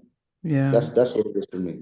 I have heard from other gospel artists who have said that actually sometimes the gospel scene had a sort of a bad reputation because there's an expectation of being above board, but it was not always the case. I mean, how do you maintain the integrity that are, making sure that if somebody signs to you, that, it isn't just gospel by name, but by living? You know what? Well, the lady that works with me named Misty, he created a morals clause for our contracts. That's one.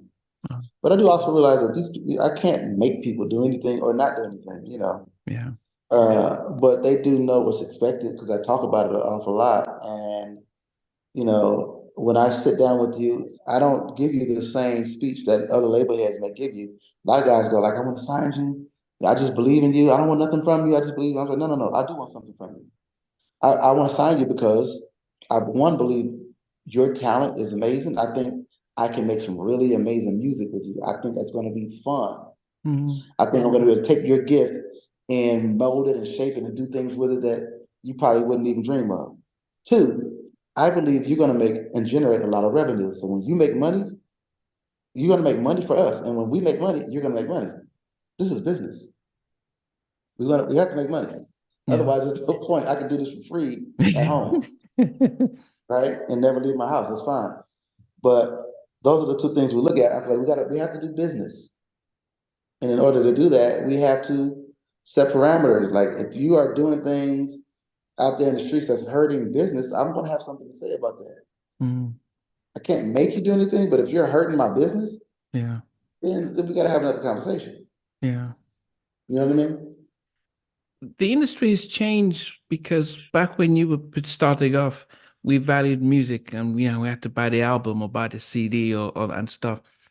Now it feels as if we can get music for free. So as consumers, if we're not streaming it, it doesn't seem to hold the same value.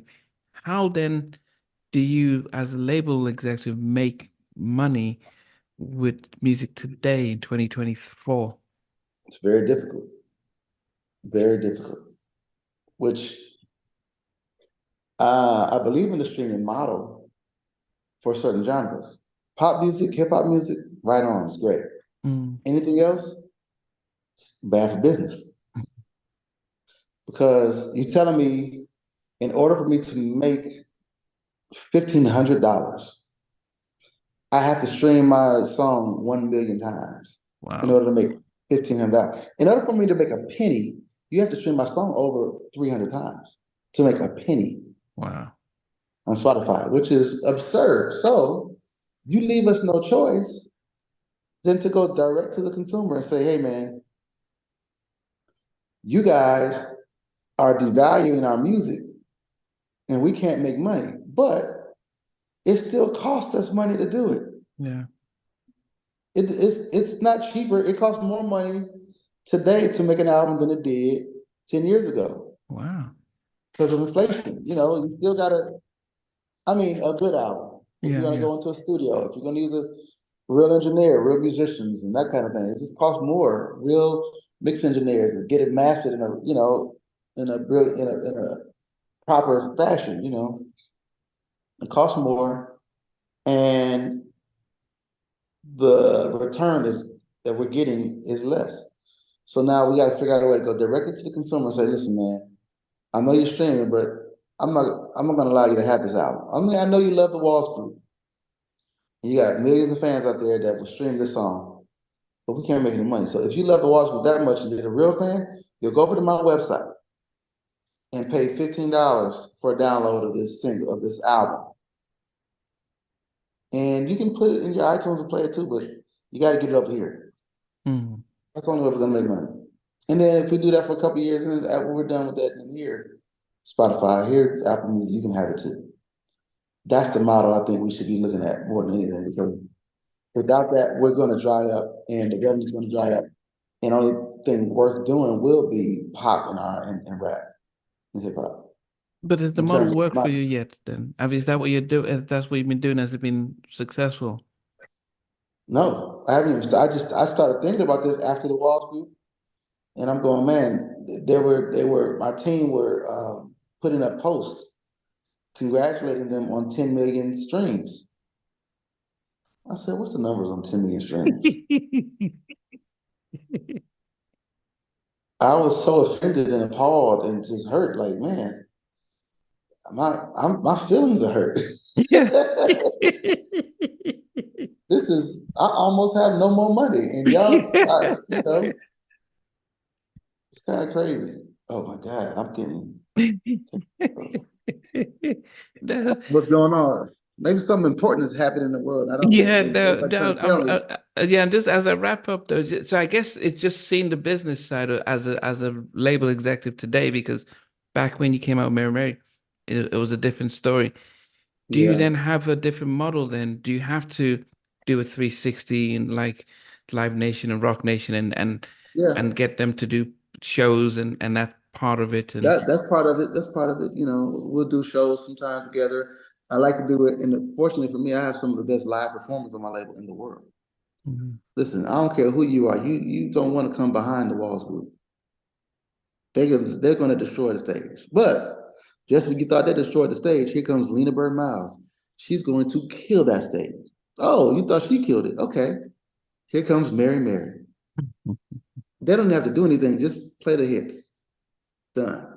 Yeah. Erica Campbell's gonna kill that stage. I just signed a new kid from Chicago named Carson Barnes. We're gonna drop a single on him in the next month. So we did. He's an amazing singer. We did this show Easter at the Kennedy Center in D.C. Wow. I brought Mary Mary, the Walls Group, Lena Burt Miles, and this kid Carson Barnes, who nobody had heard of before. We had the Howard University Gospel Choir on stage with us as well. Huge show, sold out crowd at the Kennedy Center, probably 1,600 people. Everybody performs. Oh my God. Everybody performs and does well. But this kid comes out that nobody heard of before, named Carson Barnes. He sings a hymn and destroys the place. Wow. I said, my God, I got another one. I Wow. got another. And so I thank God I'm very fortunate, man. I'm very fortunate, very blessed to have these artists, man, who trust me with their careers and their livelihoods, man. And I take that to heart. I don't take it lightly. I'm very serious about it. Okay, just as we so, so what should we expect from 2024 from my blocking and your label and everything? You could say a lot more music. We're working on Lena Bird Miles live album. We're going to drop Carson Barnes another album, and I think we're going to Erica is going on tour starting in March with Israel Houghton, Wow, wow. Tasha Cobbs, Jonathan McReynolds, and Jacqueline Carr. That starts in March, called the One Hallelujah Tour, with them and it's a Live Nation thing with Okay. Norman Jomke and his company. And so yeah, that's happening. My sister Joy Star, she'll be releasing some things. Yeah, we're just moving. You said MC Light, is that supposed to come out this year MC or? Light is dropping a song.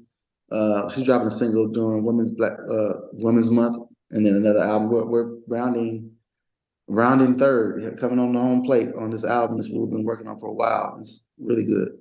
How are you managing production and pastoring and family? Like, how do you manage?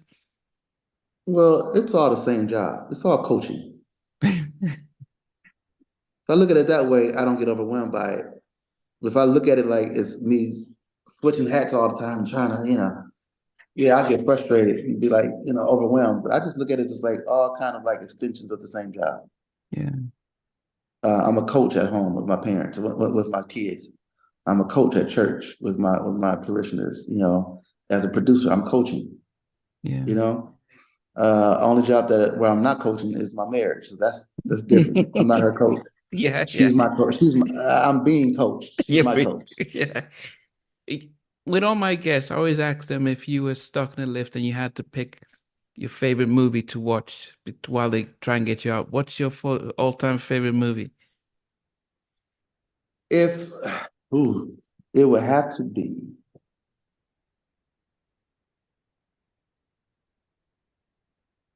It would have to be something that I can watch repeatedly over and over and over and over again.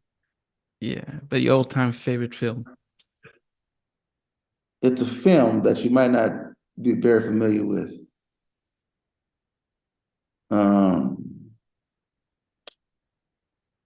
it was called Gospel.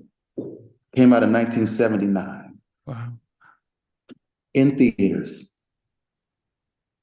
Concert with the Clark sisters, Joe Lagan and the Mighty Clouds of Joy, James Cleveland and his choir, Walter Hawkins and the Hawkins family, and Shirley Caesar.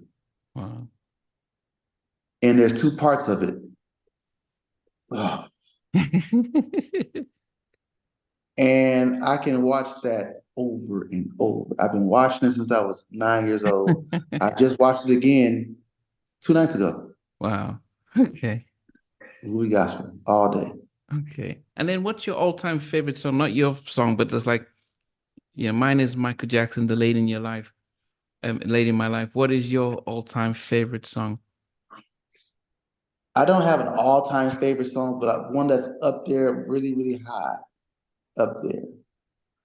Will probably be a song by the Winans called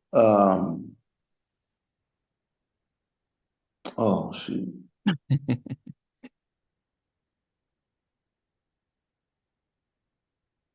Mm, For We May Never Know.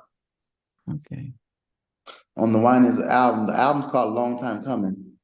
There's a song on there called Long Time. Those two songs that whole album itself, I could be on the island with that album, but that song For We May Never Know Yeah. says For we may never know all of the people that we have touched. For we may never know all the lives that we have reached.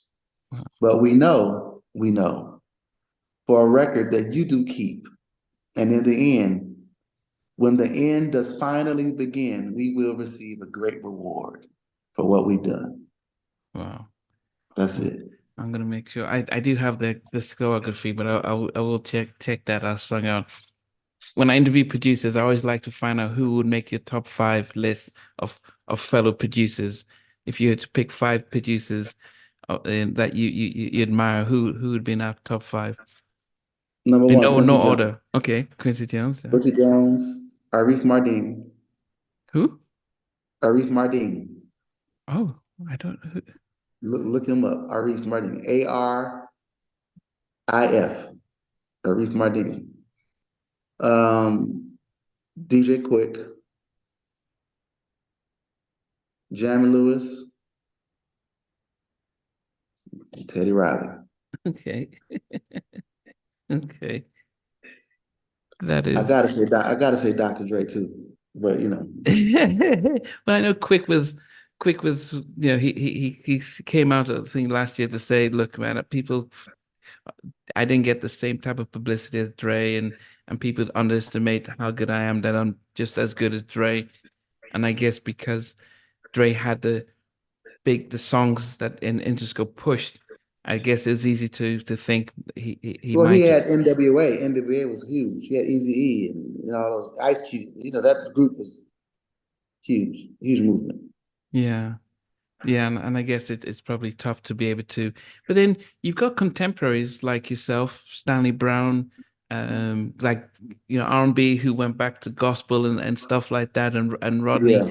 do you guys talk about how to move? Well, do you guys ever do co-productions or anything like that, like with Stanley or Rodney or? It's funny, me and Rodney we're really cool, man. We're good friends, but like we've never done anything together. We've done stuff for each other. Like he did a song for me for Mary Mary, and he had a group, a kid he was working on that I did a song for years ago. Um, Stanley would let me come and use the studio, in New York. Well, I would rehearse my artists at the studio and stuff like that. But we never done anything together. I think because we're all complete guys. Like Rodney can make an entire record by himself in 20 minutes. I could do it. I can do it in 10 minutes. I don't. It's already formulated in my mind Mm. right then. So it's hard to say like, okay, I'll do a little bit. Okay, you do a little bit.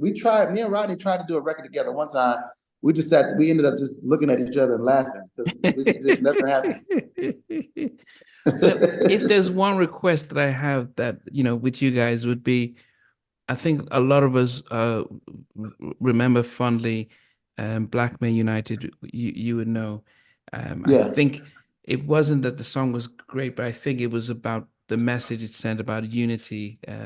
yeah, And we haven't had something like that in a while, and either single or an album.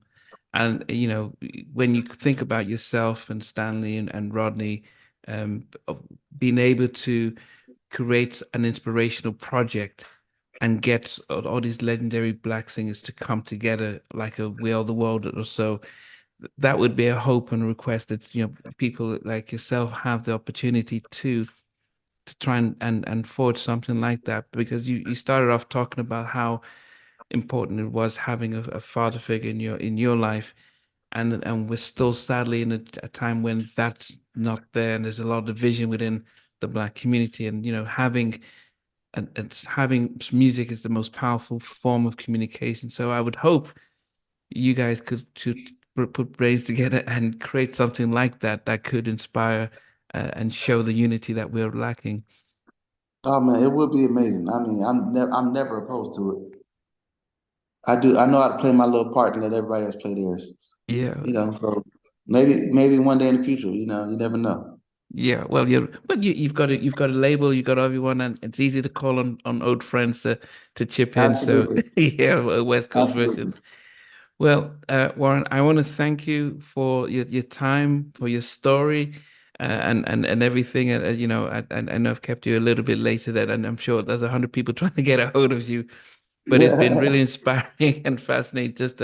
I could even go through any of your tracks because you did so many stuff and stuff. But it was important just to hear about the man behind the music instead of talking about, well, what was it like working with Snoop and or Ruben and stuff. Yeah. I think it was more so the story behind yourself. That's the most important thing for me, as opposed to just songs and stuff. So I really appreciate your time and Thank you, what you've man. taken us through and stuff. Thank you for having me, Andy. I appreciate it. I appreciate it too. So yeah, and yeah, I'll send a thank out to Brooke for helping organize this as well. But yeah, Yes. so thanks. I know you got lots of calls to return and stuff like that. So Oh yeah. yeah, but hopefully when the projects are launching and stuff, um, we may have to get some of your guests, your artists on, so that we can try and push them out and get people to see them as well.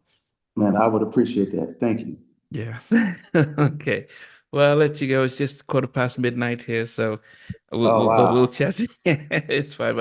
I really enjoyed talking to you, and I really enjoyed the journey and stuff like that. And I appreciate the fact that you stayed on for 2 hours. So Oh man, this is my pleasure, man. Anytime, man. I'd love to come back anytime. I appreciate you, brother. I appreciate it. Thanks, Warren. All right, thank you, man. Take care. Peace. Bye. Hey guys, thanks for watching. Thanks for being a part of Halftime Chat. Please remember to subscribe, share, and comment. But most importantly, why don't you become a member of Halftime Chat? We've got amazing videos, amazing perks, and being able to support the channel. But anyway, thanks for watching. Take care.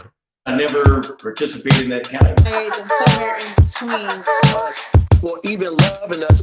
On which I didn't miss you with. What was it like growing up? She's still making an impact on 4 houses down.